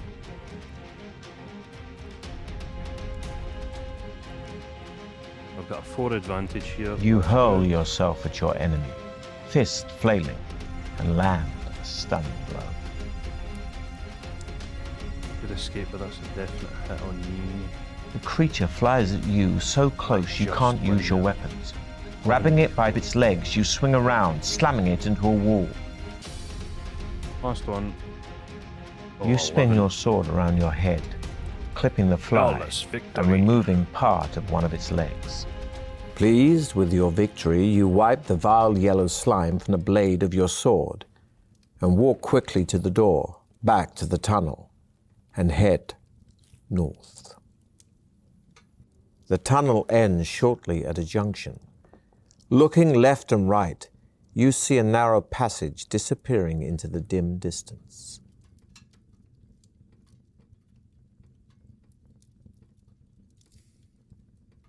I went east last time in this. Let's go west this time. Ahead, you hear the sound of rocks being ground and crushed. The noise grows louder, and suddenly you realize that the wall on your right is starting to collapse. Terrified, you watch as a large, hideous, worm-like creature with a gaping mouth and powerful mandibles slithers through a hole in the wall. Oh, nice. Its great jaws continue to crunch the rock as it turns its head slowly from side to side, feeling the cool air in the tunnel. It appears to be totally blind, but seems to know of your presence, perhaps sensing the heat of your body. It starts to slither towards you with its mandibles wide apart to attack. Right, okay, so I could run back down tunnel, the rock grub. I do like the art for all the monsters in this game. When they bring up the like pages. Yeah, we're gonna fight it. I feel like it's gonna be tough though. You draw your sword and advance slowly towards the huge, slimy rock grub. Okay, 7, so I've got 4 to an advantage. Picking up a rock, you manage to smash it into the head of the rock grub. It screeches in pain, withdrawing Rock, enough fake for rock. you to ready for another attack. Okay, take 2. We have... The rock grub is Another one, strong, good. but slow. You swing your sword, which smashes into its pulsating body. And You 3, thrust your one. sword, and you clearly damage the creature. Nice. Pleased with your combat skills, you step round the great bulk of the dead rock grub and peer into the darkness of the borehole it left. You can only see a few meters, but are able to make out that it inclines slightly and is wet from the secreted slime of the rock grub. Explore the hole. I feel like if we explore the hole, we're only just going to find another one. Walk wet. Slide time. Okay, well, for science, we'll try the borehole. Tapping the side of the borehole with your sword, you tread your way blindly through the sticky slime. You follow its twisting and turning course for what seems an age and begin to wonder where it might lead. Suddenly, you hear a slithering sound up ahead. You freeze with fear, your eyes desperately trying to pierce the pitch-black darkness. Before you realize what is happening, you are gripped round the neck by the powerful mandibles of another rock grub. It is the mate of the rock grub you God killed damn, I'm dead, am I and not? has been attracted by the smell of blood on your sword. It squeezes harder Yep. until your neck snaps like a small twig. Your adventure ends here. No.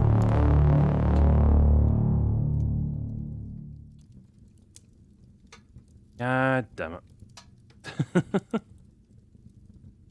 No worries, Nick Skywalker. Cheers for stopping by. Hope you have a good rest of your day. We are almost at the weekend as well. Alright, reset time.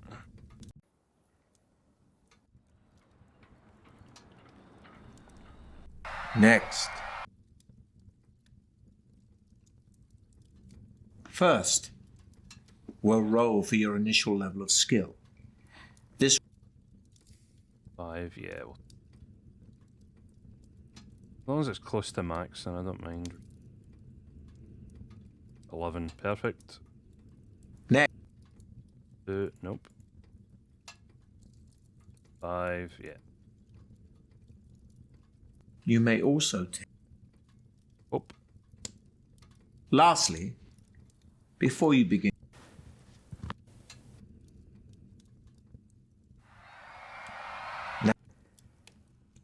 this, open the box, take the gold.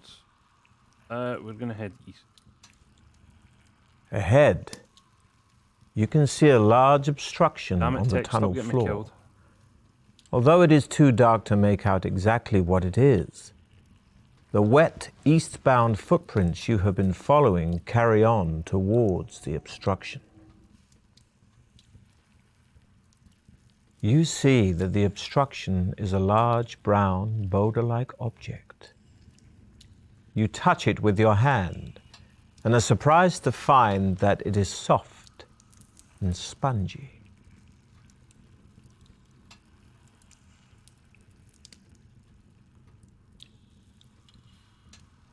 Right, this time we're gonna slice it. See what happens. Your sword easily pierces the thin outer casing of the giant spore ball. A thick brown cloud of spores bursts out of the ball and envelops you. Some of the spores stick to your skin and start to itch terribly. You lose 2 stamina points as great lumps come up on your face and arms, and your skin feels as if it is on fire. Frantically scratching your itching lumps, you step over the now deflated spore ball. Oh well, that. Pressing on east, You turn left, which heads north for as far as you can see. The footprints you are following start to peter out as the tunnel becomes gradually drier. Soon you are beyond the dripping roof and the pools on the floor.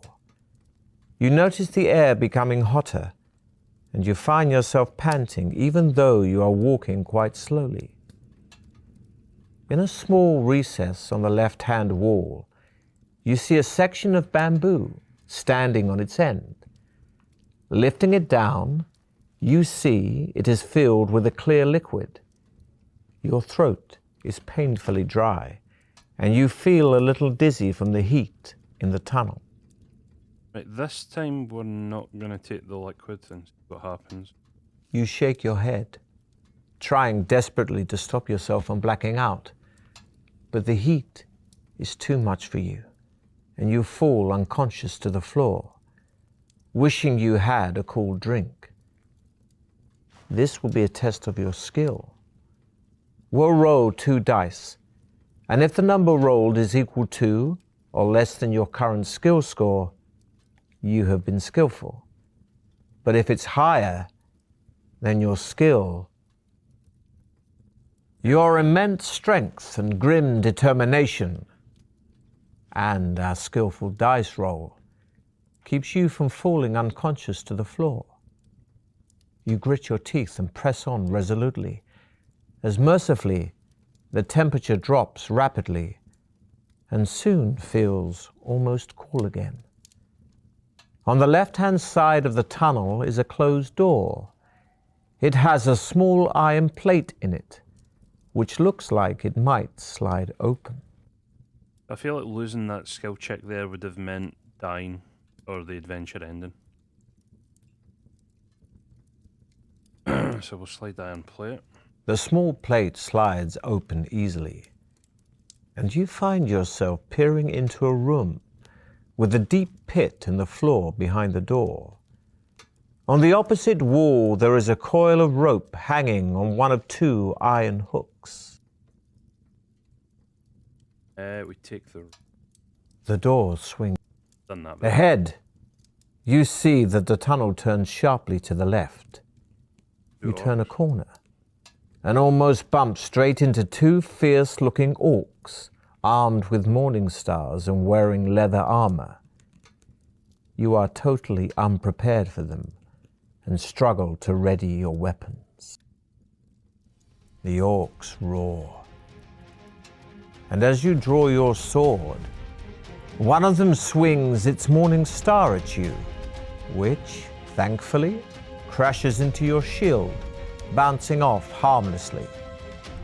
The tunnel is too narrow for both of them to attack you at once, so you fight them, one at a time.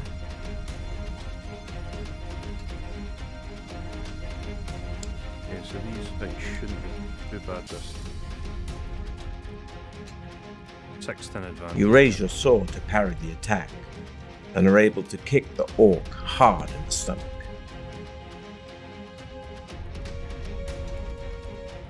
The orc is strong but slow, and you're able to strike hard with your sword.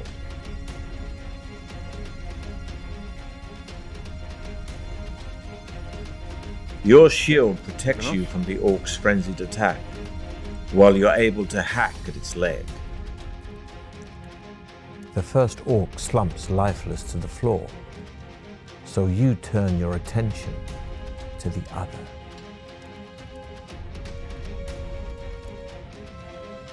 Attack! You raise your those sword rolls to are parry the terrible. attack, and are able to kick the orc 3 hard in the 1s out of stomach. 4 dice. That was pretty bad. The orc is If strong, it did the same again, slow, what? and you're able to strike hard with your sword. But out of 8 dice rolls there, 6 of them were 1s. What are the chances? Your shield protects you from the orc's frenzied attack, while you're able I to mean, you hack won. at its leg. I'm not gonna... Inside one of the orc's pockets, you find 1 gold piece and a hollow wooden tube. You put your findings in your backpack and set off west. As you walk along, Droplets of water again start falling from the tunnel's ceiling. Heading west, you see wet footprints made by the same boots that you followed earlier. They lead to a closed iron door in the right-hand wall of the tunnel, but do not seem to go any further. The door opens into a large chamber, where you are shocked to see one of your rivals who has obviously met a sudden gory death. It is one of the barbarians, and he is impaled on several long iron spikes that are fixed to a frame which has sprung out of the floor. A lot of debris litters the floor, concealing a hidden tripwire which he must have stepped on, releasing the spiked frame. In the far wall is an alcove, in which you can see a silver goblet standing on a small wooden table. Right, we'll try and eat the meat. The pouch on the barbarian's belt is empty, apart from some strange-looking dried meat wrapped in a cloth. The meat contains herbs which increase your strength, adding 3 to your stamina score. Hey, nice.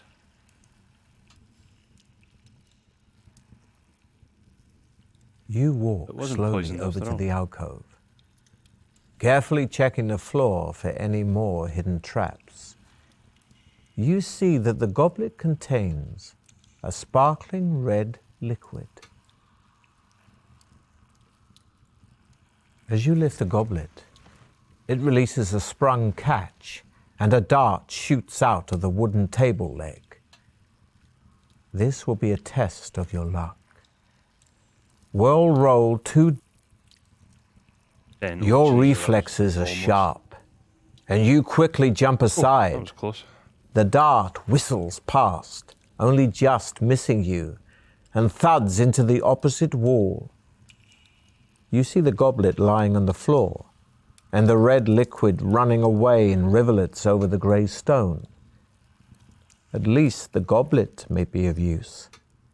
So you put it in your backpack, leave the chamber, and continue west.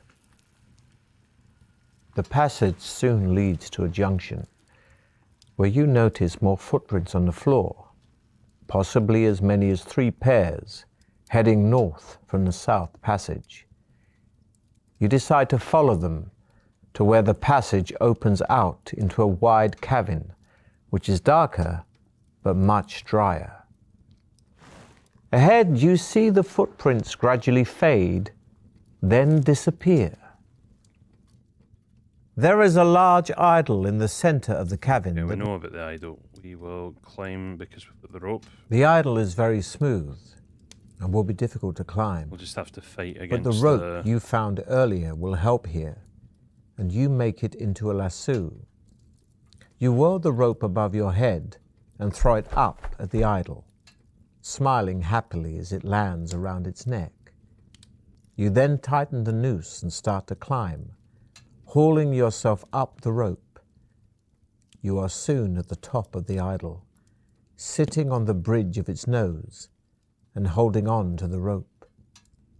You draw your sword and wonder which jeweled eye to prize out first. The left eye. As you touch the idol's emerald eye, you hear a creaking sound below you. Looking down, you are shocked to see the 2 stuffed birds flying off. Their wings flap in jerky movements, but they are soon above you and look set to attack. You'll fight the flying guardians one at a time, but reduce your skill by 2 during this combat because of your restricted position. Oh, only like 2 this time?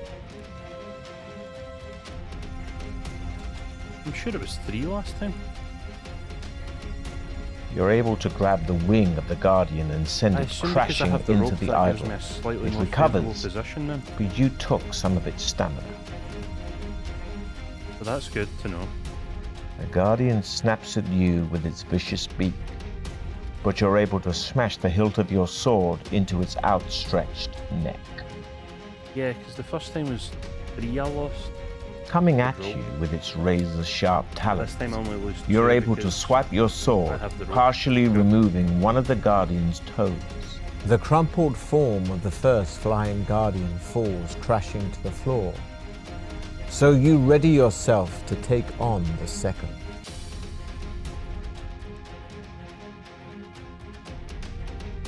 Yeah, nice dice rolls, that's what we're after. You're able to grab the wing of the guardian and send it crashing into the idol. It recovers, but you took some of its stamina. The guardian snaps at you with Roll its again. vicious beak, but you're able to smash the hilt of your sword into its outstretched neck.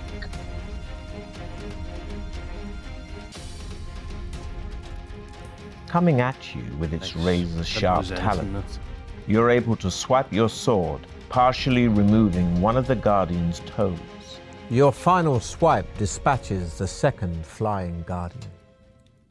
You look down and see the crumpled bodies of the 2 flying guardians lying motionless on the floor. You start to prize out the idol's emerald eye with the tip of your sword. At last it comes free, and you are surprised by its weight when it falls into your hand. Hoping it may be of use later, you put it in your backpack. So yeah, I assume I need these 6 gems in order to escape.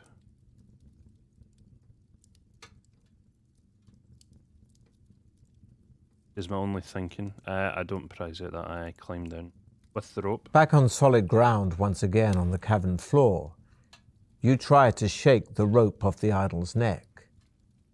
This will be a test of your luck. Remember, 2 dice are rolled, Oh, so I can keep the equal rope? to or less than your current luck score. Yes, I get the The rope. lasso loosens itself, and you are able to shake it free of the idol's neck. It falls to the floor with a loud clatter. You quickly coil the rope up again and put it in your backpack. Yes, I get to keep Wasting the rope. no more time in the cavern, you run forward to the tunnel in the northern wall.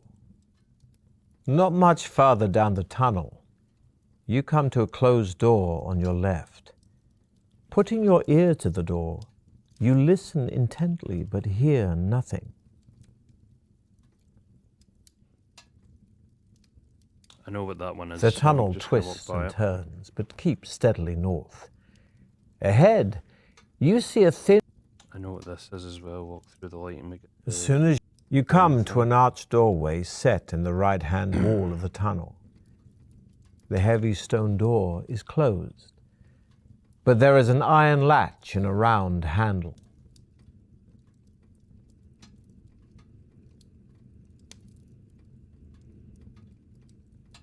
Lifting the latch and pushing the heavy stone door open, you find yourself in a large cavern.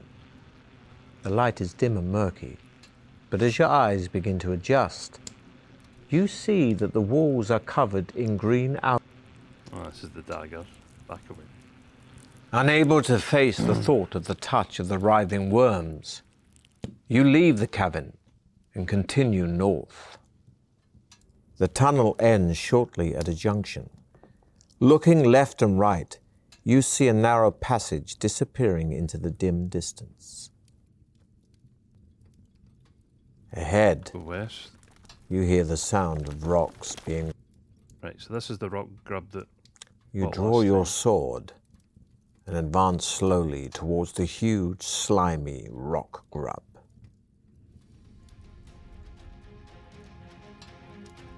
Picking up a Hopefully we rock, can easily you dispatch manage it to again. smash it into the head of the rock grub.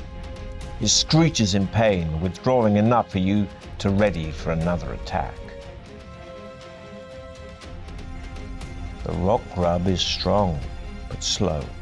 You swing your sword, which smashes into its pulsating body. You thrust your sword, and you clearly damage the creature. Pleased with your combat skills, you step round the great bulk of the dead rock grub and peer into the darkness of the borehole it left. You can only see a few meters, but are able to make out that it inclines slightly and is wet from the secreted slime of the rock grub.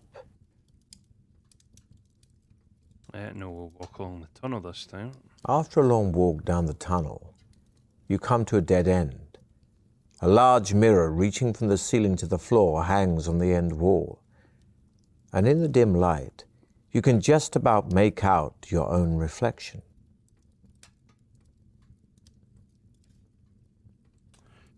Oh, this is going to be something bad. You step up to the mirror and are amused by your distorted reflection. Your head looks as large as a pumpkin, and your face is exceedingly strange. Suddenly, without warning, a terrible pain pounds through your head, and you try to look away from the mirror, but you are unable to. Some evil force is keeping your eyes glued to your own reflection. You grip your head with your hands and realize, with horror, that it is expanding. You can withstand it no longer, and blacking out with pain, you fall unconscious to the floor, never to wake. Your adventure Really? ends So there's two here. insta-deaths right beside each other then? Interesting. Interesting.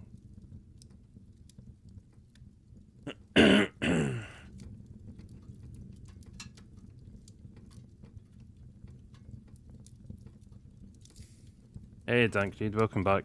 Right, seeing as how there's only an hour left of the stream, I'm not gonna stop making new characters, and I'm gonna try and get a bit further in so I know what's happening. So play. Ahead, you hear the sound of... Run back down the tunnel. You walk down the passage and soon find yourself standing at the edge of a deep, dark pit. The passage continues east on the other side of the pit. You think you could probably jump over the pit, but you're not sure. There is a rope hanging down from the ceiling over the center of the pit.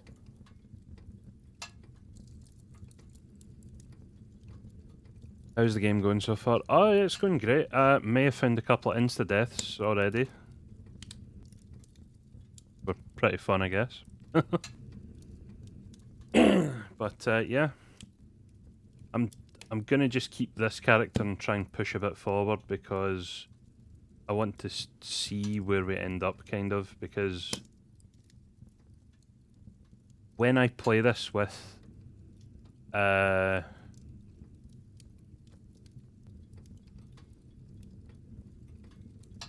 sorry, I had to cough again.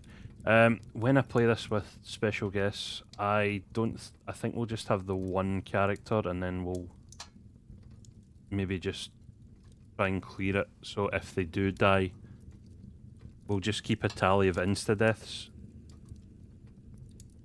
But then they can just sort of start again from the save point.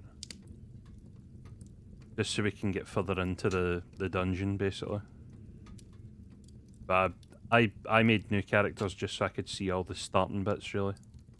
So we know what will happen there. So yeah. Jump over the pit, throw your shield over the pit. So I feel like if I did this, I'd lose my shield, but we'll try it.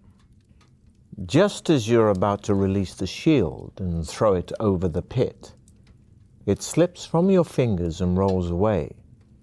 You are unable to catch it before it falls over the edge of the pit, clattering down its sides to the bottom.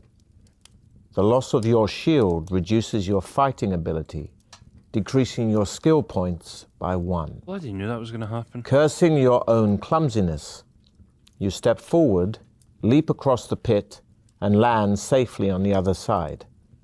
You waste no time, but head off, east. The tunnel So you makes can't a even go sudden back and left get your turn shield. and continues north, as far as you can see. Interesting. You soon arrive at a closed wooden door in the left-hand wall.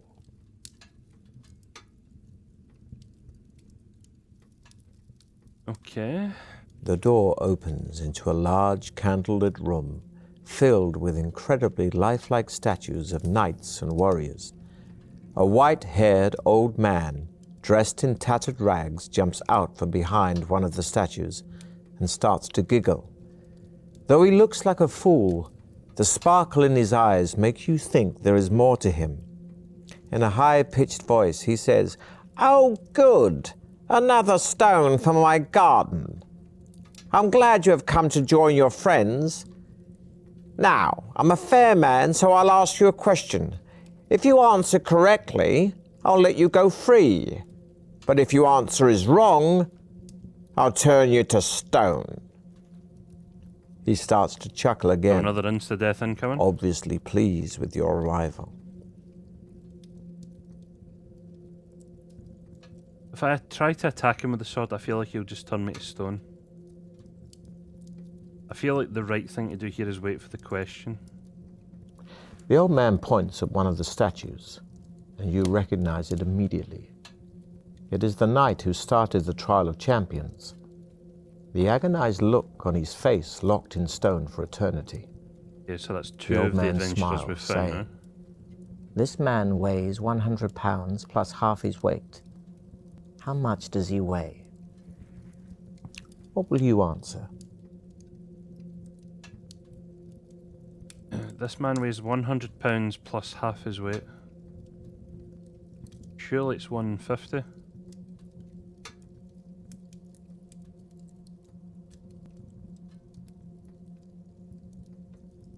Wait. This man weighs 100 pounds plus half his weight.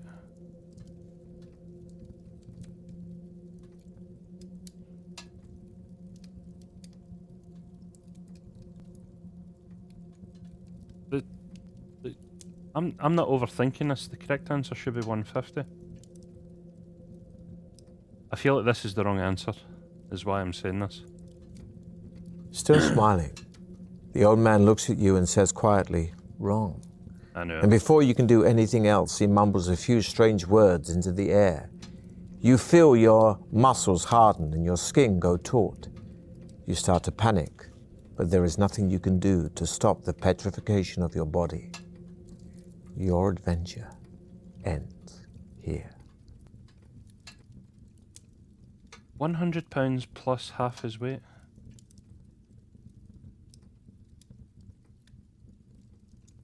Damn it, I want to play The this now tunnel to see. makes a sudden left turn and continues north, as far as you can see. The door opens into a large... The old man points at one of the statues, and you recognize it immediately. It is the knight who started the trial of champions. The agonized look on his face locked in stone for eternity. The old man smiles, saying, This man weighs 100 pounds plus half his weight. How much does he weigh? "What will you answer?"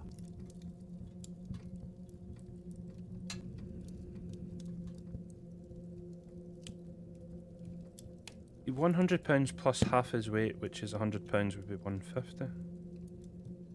Still smiling, the old man looks at you and says quietly, "Wrong." And before you can do anything else, he mumbles a few strange words into the air. You feel your Why do I get a muscles feeling that all harden three and of your these skin answers go are wrong? taut. You start to panic, but there is nothing you can do to stop the petrification of your body. Your adventure. I swear if all three of these answers are wrong, I'm going to be pissed.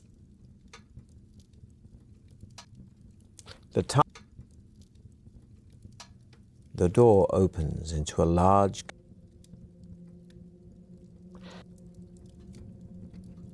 Still smiling, the old man looks at you and says, Well done, stranger. You have answered correctly. I wish you good fortune during the rest of the trial of champions. And to this end, I shall increase your powers. He then mutters a few more unintelligible words, and you feel a powerful surge soar through your body, increasing your skill, stamina, and luck by 1. You bid the old man farewell and leave his room to continue north along the passage. Only a few meters further down the Why passage, is that 200? you see Don't another understand. closed door in the left-hand wall. The letter X is scratched into its center panel. Putting your ear to the door, you listen intently, but can hear nothing.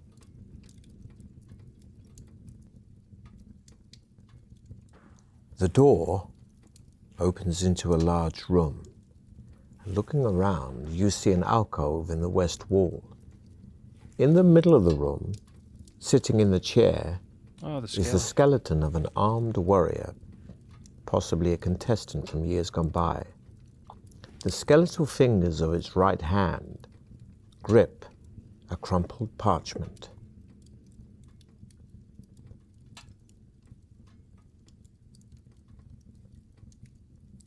Touching the parchment has precisely the effect you had feared.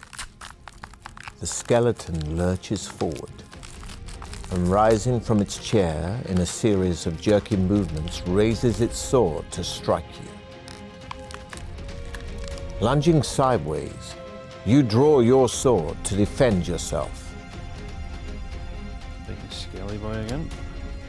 You run around the jerking skeleton, smashing your sword into its arm.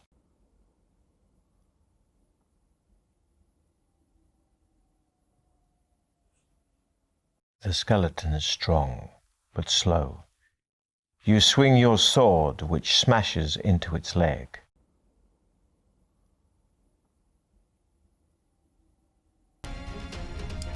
And 3. You jump Oh, back jeez, as oh. the skeleton swings its sword, but not quickly enough, and it tears into your shoulder, sapping your stamina. Once again, you reach for the parchment, only this time lying amidst a pile of broken bones. Unfolding it, you see a map of a room with a drawing of a hideous creature inside it. Beneath the monster is a rhyme, which reads, "Should you meet the manticore, of its tail beware. Shield yourself against the spikes, flying through the air." Oh yeah, the manticore pole. You fold up the piece of parchment and put it in your backpack, repeating the rhyme over and over to yourself. You walk across to the alcove. At the back of the alcove are some steps leading down into a cellar. Cobwebs brush your face as you descend. The cellar ceiling is quite low, and the floor is strewn with debris. In the middle of the wall opposite you is an archway, which leads into another crystal-lit tunnel. There are large mushrooms growing on the debris to your right. Oh yeah, I never tried that last time. Let's eat mushroom time. See what happens. You break off a large piece of the mushroom and bite into it eagerly. But immediately your stomach feels bloated, and you can even see it beginning to bulge below your belt. Your whole body starts to expand, bursting out of your clothes with a loud ripping sound. You grow bigger and bigger, and soon your face is pressed against the ceiling. The mushrooms you have eaten are much sought after by wizards for their growth potions, but to you they spell doom. You are too large ever to leave the cellar, Adventuring. and your adventure ends. Alright, here. fair enough. I'm glad I left them alone last time. Only a few meters further down the passage, you see another closed door in the left-hand wall. The letter X is scratched. The door, God, I need to touching fight the scaly parchment, again. You raise your sword to parry the skeleton's attack, Oh, you've been, but it I've knocks got a your perfect sword 12, aside really. and lands a painful blow.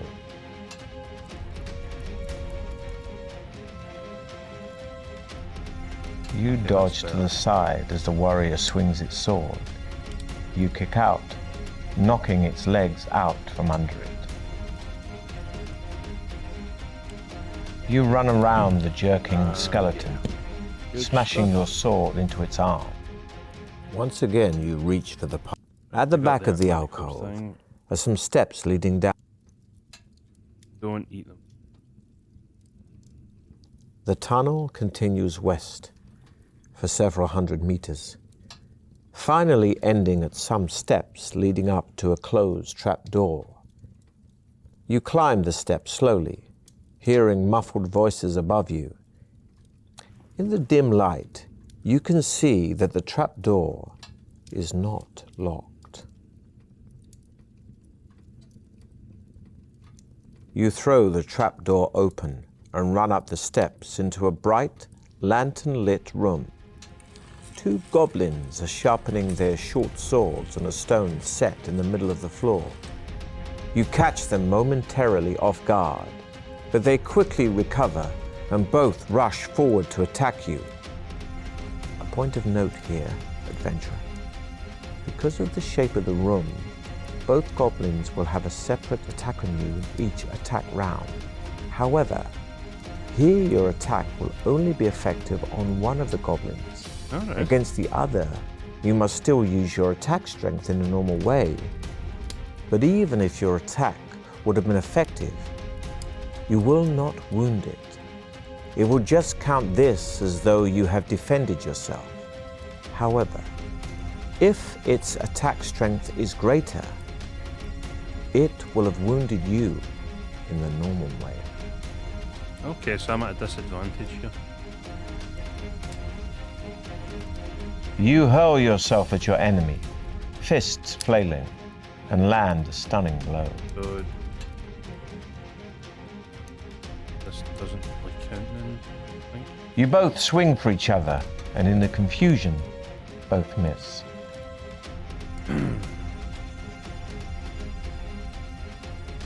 You thrust your sword, and you clearly damage the creature. Okay, so I just need to win against the second goblin. You lunge at the creature's stomach with your sword drawn, but the creature whips around, parrying your blow. That's annoying, it Neither of doesn't you count are as a harmed. victory, though. Your enemy is strong, but slow, and screams in pain as your sword sinks into his Okay, leg. that's fine. You hurl yourself at your enemy, fists flailing, and land a Alright, so that stunning one's blow. dead, so now I attack this one now. You thrust your sword, and you clearly damage the creature. Okay, well that's flawless. Pretty Your much apart enemy from is that. strong, but slow, Nope. and screams in pain as your sword sinks into his leg.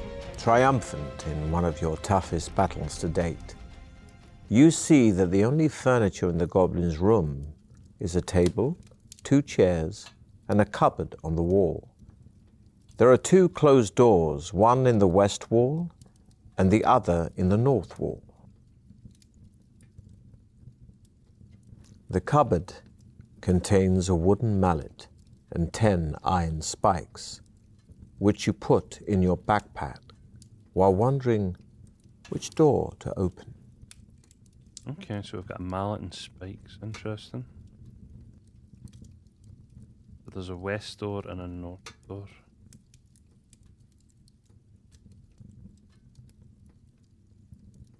North.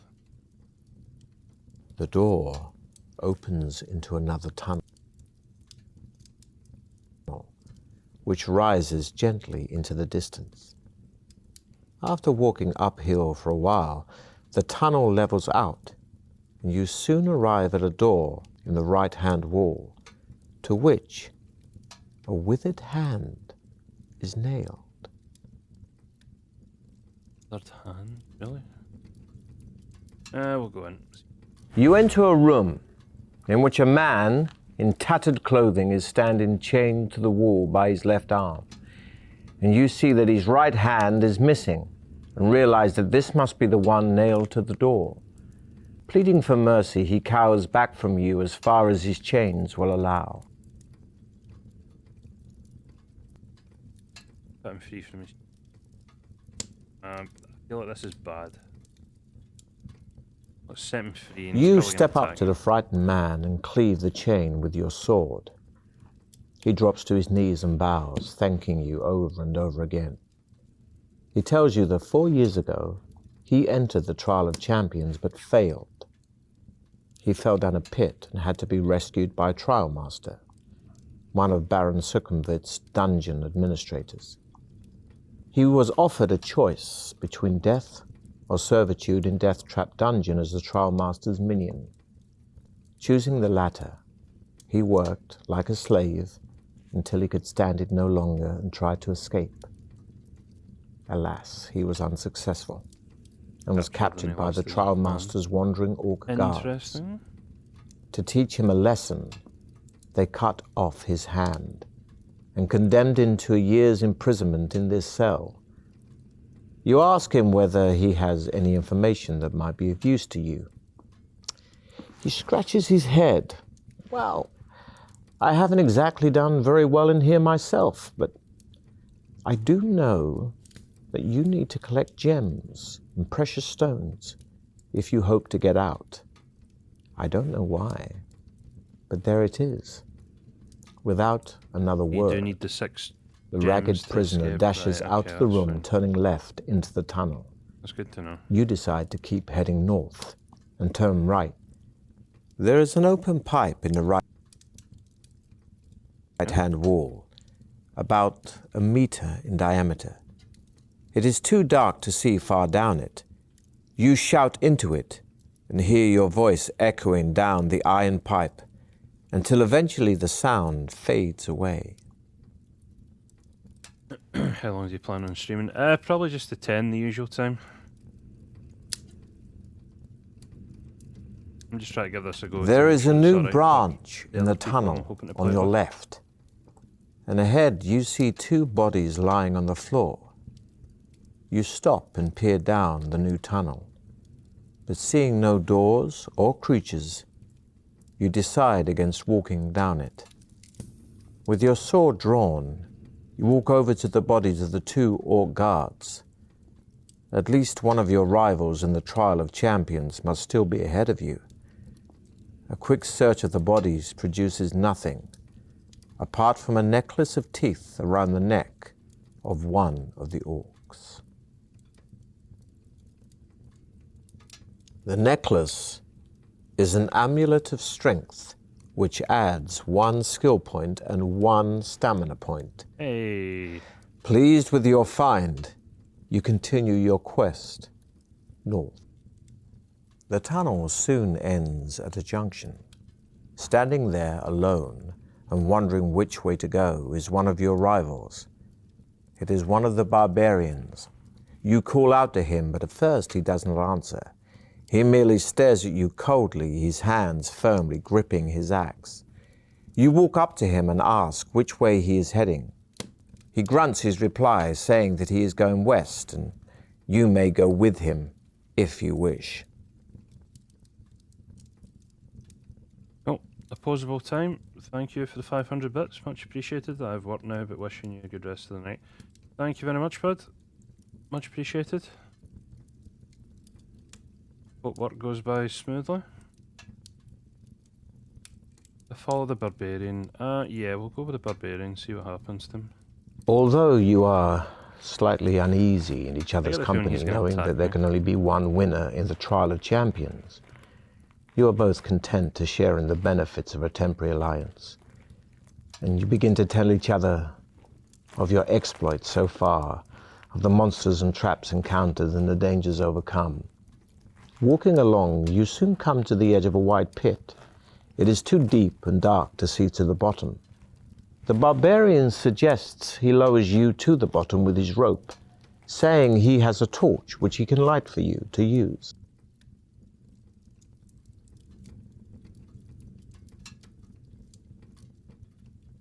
Accept the barbarian's offer. Offer to lower him down if he's... Yeah, offer to lower him down.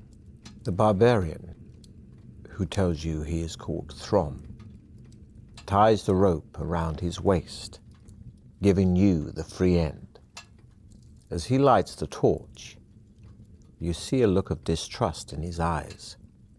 Slowly, he climbs over the edge of the pit while you brace yourself and take the strain of the rope. As you lower him little by little, you see the smooth sides of the pit illuminated by Throm's torch. He finally reaches the bottom and calls up to you, saying that there is another tunnel running north.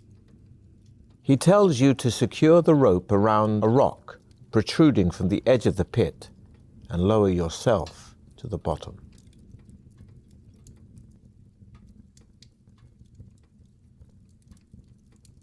See, if I abandon the barbarian now, I feel like we're just going to meet up later on. So we'll head down, but he's probably going to attack me. After tying the rope around the rock, you lower yourself slowly to the bottom of the pit. Throm retrieves his rope by shaking it off the rock, and you set off together down the new tunnel. On a stone ledge in the tunnel wall, you see 2 dusty leather-bound books. Throm grunts his contempt for the written word, urging you to leave the books and hurry on. Ooh, red leather or black leather? The book pages are sealed together, but a small hole has been cut out in the middle of them, just large enough to hold a small corked bottle containing a clear liquid. You show it to Throm, who holds up his hand, indicating that he does not want you to come anywhere near him with it. His distrust of things unknown is strongly evident.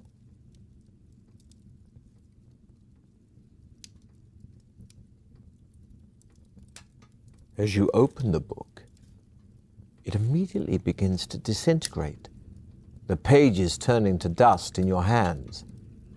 You manage to keep a few fragments and read the handwritten script. The book appears to be about monsters, and from what you can make out, it contains a full description of a monster called the Blood Beast. It is a horrific, bloated creature with tough, spiny skin and facial blisters which burst open to become mock eyes, evolved to hide the Blood Beast's only weak spot, the real eyes.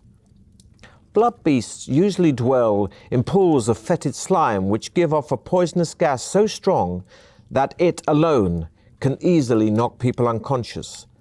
The blood beast, although too bulbous to haul itself out of its slime pool, has a long and vicious tongue which it wraps around its victims before it drags them into its pool. We're about to fight As the helpless and still living victim's flesh decomposes in the vile slime, the blood beast will feed on it. You tell Throm about the grotesque blood beast. He merely shrugs his shoulders and tells you to get going. Setting off, you continue your journey north with Throm. The tunnel turns sharply to the right, continuing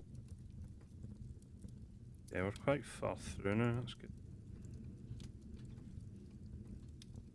east for as far as you can see.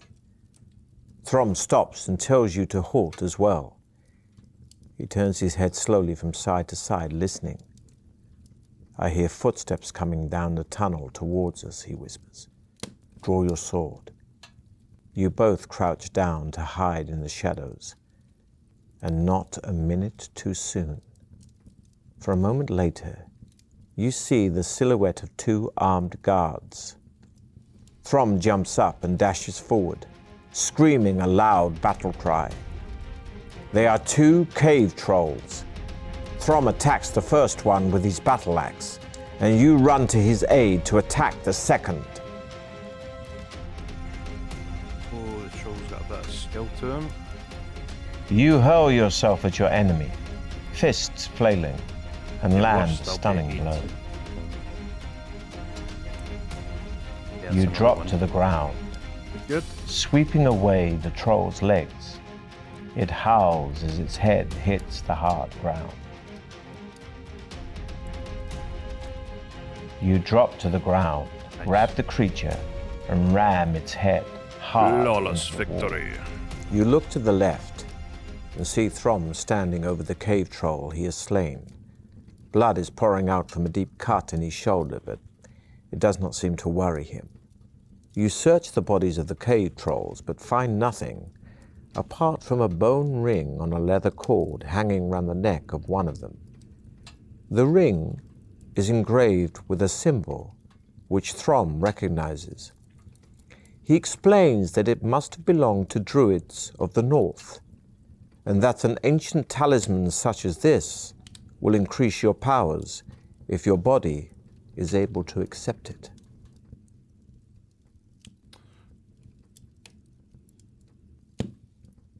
Do I feel that this is a trap? Probably. As soon as you put the ring on your finger, your whole body starts to shake. We'll see how skillful you really are. Remember, a roll equal to your body continues to vibrate intensely, and you feel as if you're about to pass out. But your strength is great, and you manage to withstand the tremendous shock to your system. Finally, you calm down and begin to feel the ring's beneficial powers working on you and adding 3 stamina points. You see Throm looking at you anxiously, so you reassure him that you are fully recovered. He strides off east, and you follow him eagerly. The tunnel leads into a damp cavern with a high ceiling and rock-strewn floor. Long and wet, teeth-like stalactites hang down threateningly. Their constant dripping creates milky pools on the floor. The tunnel carries on through an archway carved in the shape of a demonic mouse. We'll search. See if we can find anything. You walk around the cavern, but find nothing of interest. Throm calls out behind you, saying that he has found a leather pouch under a pile of rocks. Opening the pouch, he laughs out loud as a tiny mouse runs through his fingers and scurries off into the crevice behind 2 boulders. Suddenly, you hear the sound of cracking rock above you and look up to see stalactites breaking off from the roof. Throm's booming laugh, which still echoes through the chamber, has made the stalactites vibrate and break off. Damn it, Throm. You yell at Throm to run through the archway as the stalactites start to crash to the floor. This will be a test of your luck. Despite the stalactites crashing all around you, you manage to dash through the archway without injury. You look around and see Throm thundering towards you, one arm held over his head for protection. He dashes into the tunnel and leans against the cold wall, panting heavily, apologizing for starting the rockfall, and offers you his hand to shake. You tell Throm that maybe he should use sign language in future, even for laughing. You both smile and head east once more. The tunnel ends at a large oak door. Throm wastes no time in testing the handle and is somewhat surprised to find the door unlocked. He pushes it open and walks into a torch-lit chamber. Sitting alone on an ornate chair is a dwarf who bids you enter. As you do so, the oak door swings shut behind you. Adventurers, you have done well to get this far, says the dwarf in a deep voice. However, as you both know, there can only be one winner in the Trial of Champions. As Trial Master, it is my duty to Baron Circumvit to let only the most able continue. Therefore, I must devise a test of wits and strength to eliminate one of you. Please do not attempt to dispose of me. it will be utterly pointless, for, as you can see, there is no obvious way out of this chamber, and only I know where the hidden exit lies. Now, if you would care to decide between you who will go first, I shall make the necessary preparations. You look at Throm, suddenly angry that your effective partnership might come to an end. He leans over and whispers in your ear that you should try to kill the dwarf and worry about the exit later. Interesting. Hey, Matune 123, cheers for the follow, much appreciated. Hope we're doing alright. Hey, Fred. We'll go through with the test, I guess. You tell Throm that there is no point in killing the dwarf, as you will never find your way out of the chamber alone. You argue that an opportunity of tricking the dwarf might arise later, once you have found the exit from the chamber. So you intend to go through with the dwarf's test.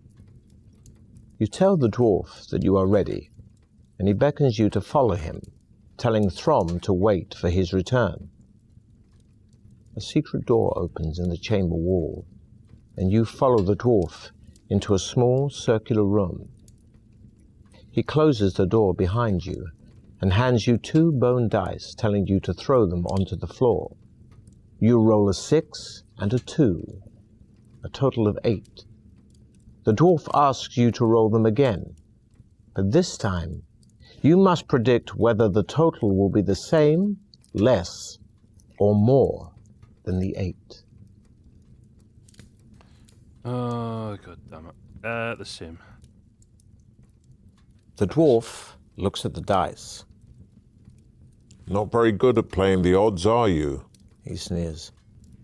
I regret you must suffer a penalty before you can continue. From out of his pocket, he produces 2 pills. One is stamped with the letter S, and the other stamped with the letter L. He asks you to choose one and swallow it. Well, stamina or luck, basically, so this will... The pill makes you feel dull and lethargic, reducing your skill by 2 points. The dwarf tells you that you can now progress to the second stage of the test. He reaches for a wicker basket and tells you that there is a snake inside it. He tips the basket over and the snake drops onto the floor. It is a cobra, and it rears up into the air, ready to strike. The dwarf says he wants to test your reactions. You must grasp the cobra barehanded below its head, avoiding its deadly fangs. You crouch down on the floor, tensing yourself for the moment at which to seize it. This will be a tough test of your now depleted skill. With lightning speed, you thrust your hand out and grip the cobra just below its open mouth. Test must change You depending... lift it up, and with your arm There's a lot of outstretched, skill you there. dangle it in front of the dwarf. He doesn't flinch, but says in his calm, expressionless way, Please put the cobra back in the basket and prepare for the final part of the test. Follow me. You do what he says and follow him back into the chamber, where Throm is pacing up and down, obviously ill at ease. You wave to him while the dwarf opens a second secret door and tells you to walk on through and wait for him. Again you comply, and you find yourself in another circular room, although this one resembles a small arena. The floor is covered with sand, and a small balcony runs around the arena wall. Opposite the secret entrance you came in through is an ominous-looking wooden door. Suddenly you hear a shout, and you look up to see the smiling dwarf standing on the balcony. He throws 2 pieces of paper down to you. On one of them, the words, "No crop is," are written. On the other, "Ruin moat."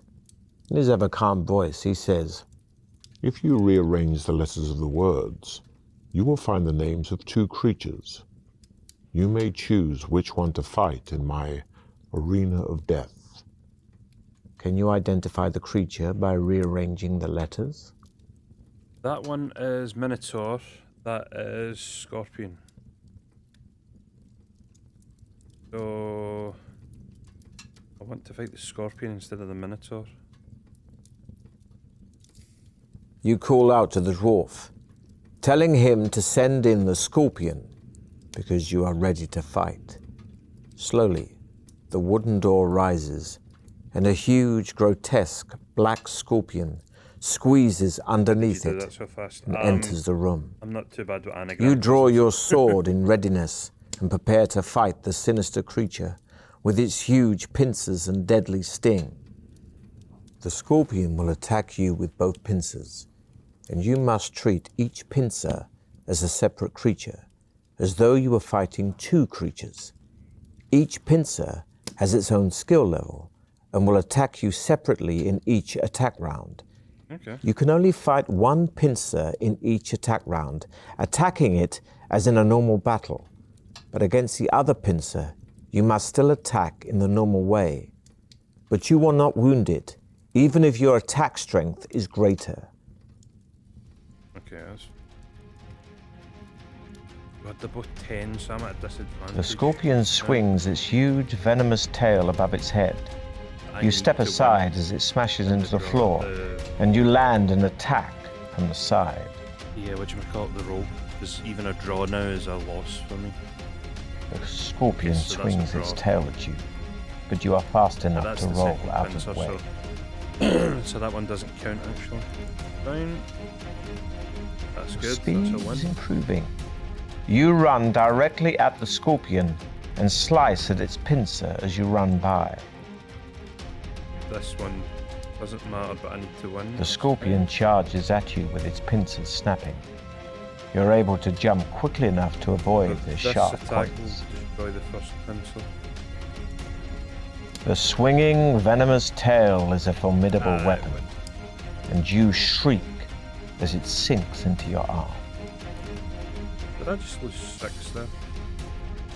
You quickly eat some provisions, increasing your stamina by 4 points. Oh, I'm looking at the wrong thing. Oh, The scorpion swings its tail it's a at draw. you, but you are fast enough to roll out of the way. I was looking at the wrong number. That's The a scorpion win. takes a run at you. Its speed is impressive, but you jump aside, landing a heavy blow on its back. And this will be the last attack anyway. You manage to get around the back of your enemy, but it quickly kicks backward, Okay, I'm catching still at you 21, that's not too agonizingly in the stomach. The dwarf calls down from the balcony, congratulating you on your victory. He throws a sack down into the arena and tells you to relax and regain your strength for the final part of the test. Then he walks off, saying he will return in about 10 minutes. You open the sack and find a jug of wine and a cooked chicken.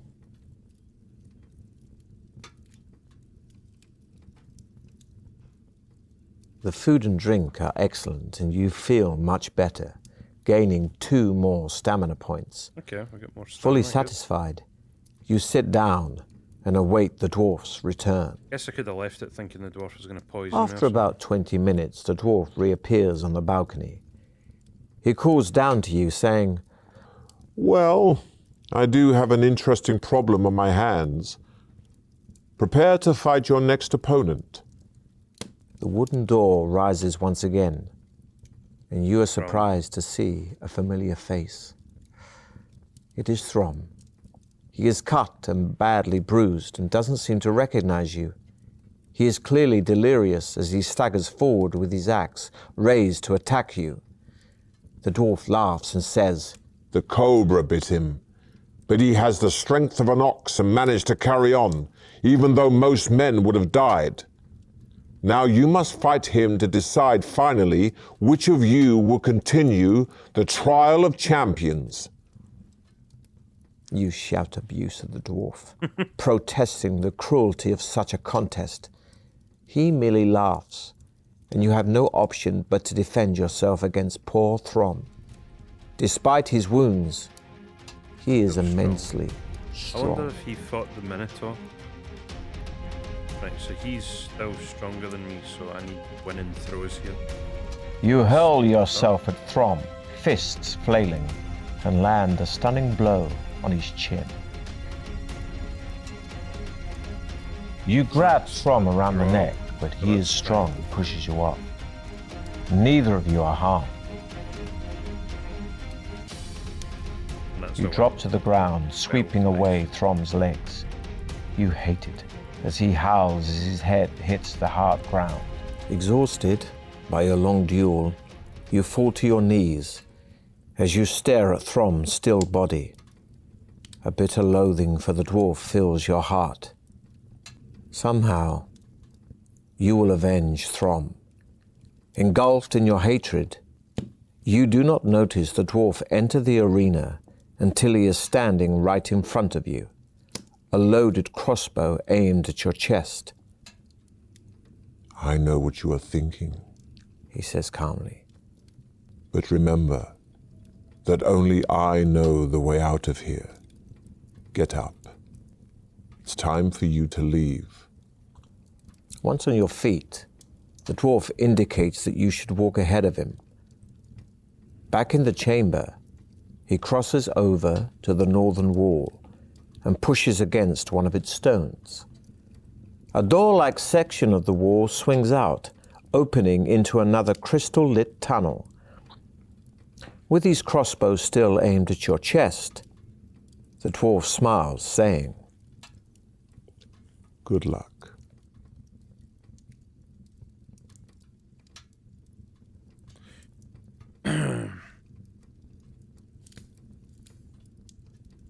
I feel like if I take a swing, the dwarf's gonna shoot me. I want to swing for the dwarf, but I'm gonna turn round, swing, and he's gonna hit me with that arrow. I can't. The tunnel soon divides into two.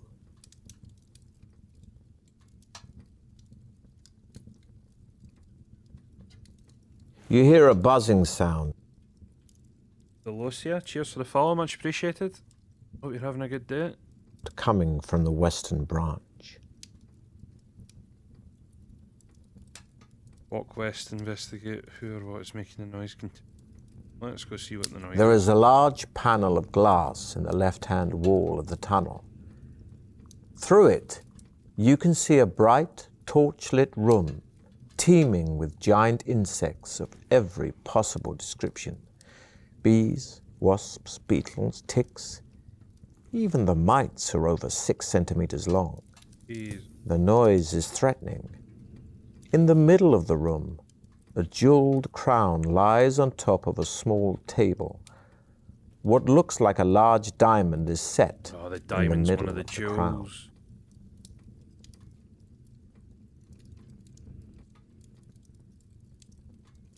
I mean, I'm not going to complete this today, so I might as well learn. You smash the glass with the hilt of your sword, making a hole big enough to climb through. Immediately, the giant insects start swarming and jumping towards you. Wasting no time, you clamber into the room, grabbing one of the lit torches to defend yourself. The fire keeps most of the insects at bay, but by the time you have snatched the crown and climbed back into the corridor, some of them have stung you. We'll roll 1 die and add 2 to the total to decide how many stings you have suffered, reducing your stamina Really? by 1 for each sting. The giant insects do not chase you, preferring the bright light of the room they are in. You examine the crown and see with disgust that it is merely painted iron, and the diamond is just glass and totally worthless. Damn it. You throw it on the ground in a rage and wonder which way to go next. No need to Ahead. take the crown. In the far distance, you hear the sound of slow footsteps coming towards you. Unsure of who or what might be approaching, You look around for a place to hide. You see a large crack in the tunnel wall which lies in shadow. A crippled man with shackled feet shuffles into sight, carrying a wooden tray laden with bread and water. He looks tired and miserable, and quite unmoved by the sight of you, and Yeah, tries to definitely walk get scammed, past. He looks at you warily when you tell him you are a contestant in the trial of champions. You ask him what he is doing in the tunnels, and he replies, rather reluctantly, that he is a servant of one of the trial masters, Baron Circumvit's appointed controllers of the sections of his dungeon. After chatting for a while, he admits that he would like to escape, but no one is allowed to leave the dungeon in case they reveal the secrets of its construction. He tells you that he hopes one day to bribe his way out, and that for 1 gold piece, he will tell you where some treasure is hidden. Yeah, we've got 3 gold, but He this is the takes your first time gold we use piece gold, so... and tells you that in a northern tunnel, there is a wooden chair carved in the shape of a demon bird. In the arm of the chair is a secret panel which contains a potion in a glass phial. It's a doppelganger potion, if I remember right. Good luck. I hope we meet again outside these infernal tunnels. Yeah? The man shuffles off, and you continue your journey. Interesting. After a short while, you arrive at another junction in the tunnel, with a choice of 2 directions. Well, I should go north to try and find this here. Set back in the arched alcove in the tunnel wall, you see an ornate wooden chair carved in the shape of a demon-like bird of prey. Would you look at that? Remembering the old man's advice, you search the arm of the chair for a secret panel. You find an almost invisible crack in the arm, which you start to press and squeeze. Suddenly a tiny panel springs out of the arm, and you see a glass phial lying in a cavity. You pick it out and read the label. Doppelganger potion, 1 dose only. This liquid will make you assume the shape of any nearby living being. You place the strange potion in your backpack and continue north, where the tunnel starts to slope downwards and finally comes to an end at a deep pool enclosed by the tunnel wall. The words of the spirit girl's poem flash through your mind. When corridor doth water meet, do not make a quick retreat. Of course, it is here that she wants you to dive into the water. Oh, Now, you must. Somewhat nervously, you take a deep breath and dive into the dark pool. Oh yeah, this is from the... The light of northern wall faces. does not project very far beneath the surface of the water, and you decide to take the risk to swim under it. Soon, you start gasping for air and are forced to swim upwards. Trying not to think that you could be trapped in an old submerged tunnel, you are relieved when you surface into cool air. You are on the other side of the wall and can see the tunnel rising out of the water and continuing north into the distance. You wade out of the water and check if you've been lucky with the contents of your wet backpack. 2 portions of your provisions are saturated and are now inedible. Oh, what? Other than that, all your other possessions remain intact. You repack them carefully inside your backpack and set off north again. Oh, I was going to lose A little provisions way there along then. on the left of the tunnel wall, you reach the entrance of a large cavern from which you hear a girl's voice crying for help. You can just make out the shape of a human figure rolling about on the floor at the back of the cavern.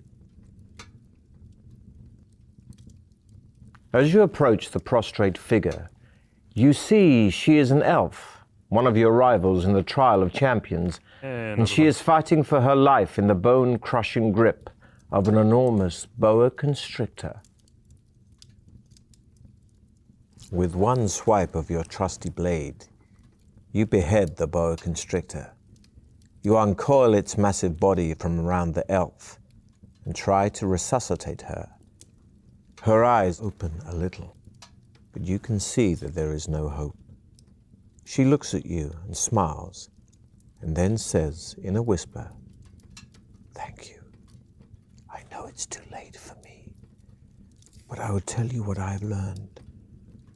Your way out lies ahead, but you need gems to unlock the final door. One of them is a diamond, but I do not know what the others are. Alas, I have not found a diamond, but would urge you to look for one. Good luck." Her eyes close, and she slumps down onto the cold floor. You watch sadly as she breathes her last, knowing she would not mind you take 2 of her daggers and search her leather backpack. Inside, you find some unleavened bread, a mirror, and a bone charm in the shape of a monkey. The bread contains secret elven healing herbs, which increase your stamina by 3 points. Feeling sad, yet strong, you pack away the mirror and the charm and leave the cavern to head north. Walking along the tunnel, you notice an iron grill in the floor.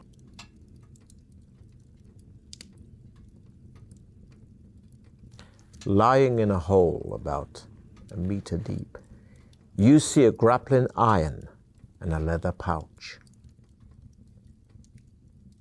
That's a trap. A door comes into view in the left-hand wall of the tunnel. You listen carefully at it and hear nothing. The door is not locked, and the handle turns easily. The door opens into a small dark room, which is empty apart from a sturdy wooden chest lying on a shelf on a far wall.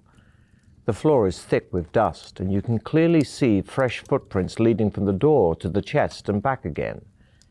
You wonder whether one of your rivals is still ahead of you on the walk, or whether the chest has only recently been placed on the shelf by one of the trial masters. So we've seen the barbarian dead, we've killed the second barbarian, we've seen the elf dead. That still leaves one other person ahead of us. We'll open the chest, it's probably a death. Although you check the chest carefully for any hidden devices, you are unable to see the trap inside it. Yep, there we go. As you lift the lid, an iron ball hanging on a cord swings back, shattering the glass capsule fixed inside the lid. A cloud of poisonous gas is instantly released into the air, and you stagger back, coughing and spluttering, losing 4 stamina points. Once the gas is cleared, you walk back to the chest and look inside. There is a pendant chain lying in the bottom of it, but somebody has already removed the stone from its setting. This annoys you so much that you throw the chain onto the floor and storm out of the room and up the tunnel. The tunnel starts to widen, and ahead you see it's opened into a huge cavern from where you can hear the sound of many high-pitched voices. You creep up to the entrance and take a look inside. There are about 20 tiny people with long noses and ears running in a circle around a large golden effigy.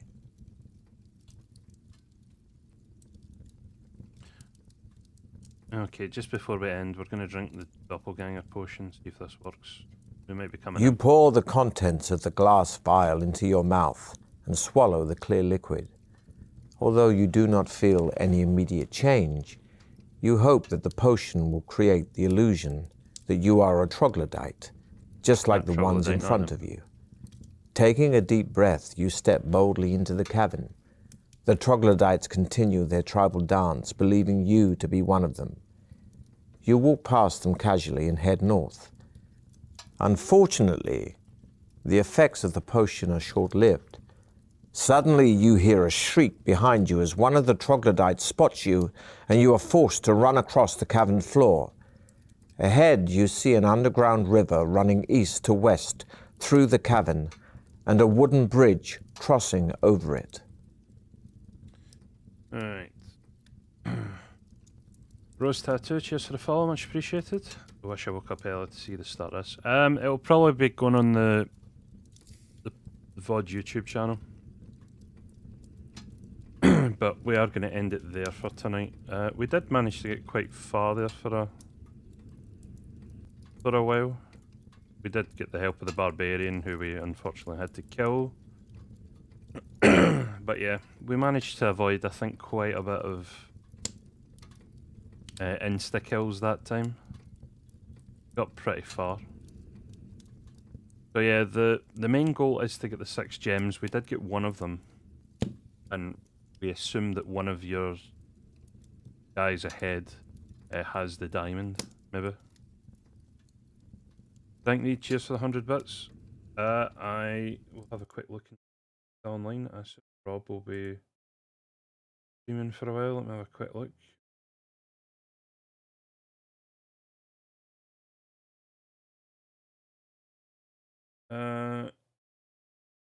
Send you over to Rob. I think most of the other guys will be finishing out. So I think they're just finishing up some Among Us. So yeah, we'll be playing this for the next few Thursdays with some special guests to try and get through the dungeon and see what choices they would have made. Raid Penny. I would thank Reed, but the rule kind of is to raid SR people first. I did raid Penny early in the week, but that was mainly due to the fact that no other SR folk were on, so we do try and keep it between SR to begin with until like the last one's left, and then they usually decide where it goes. So yeah, thanks to everyone for watching this. Bit different, I know, but something interesting, I hope. Thanks for the bits and the follows, much appreciated. Go show Rob some love, and I'll catch you tomorrow for some evil. See you later, guys. Bye.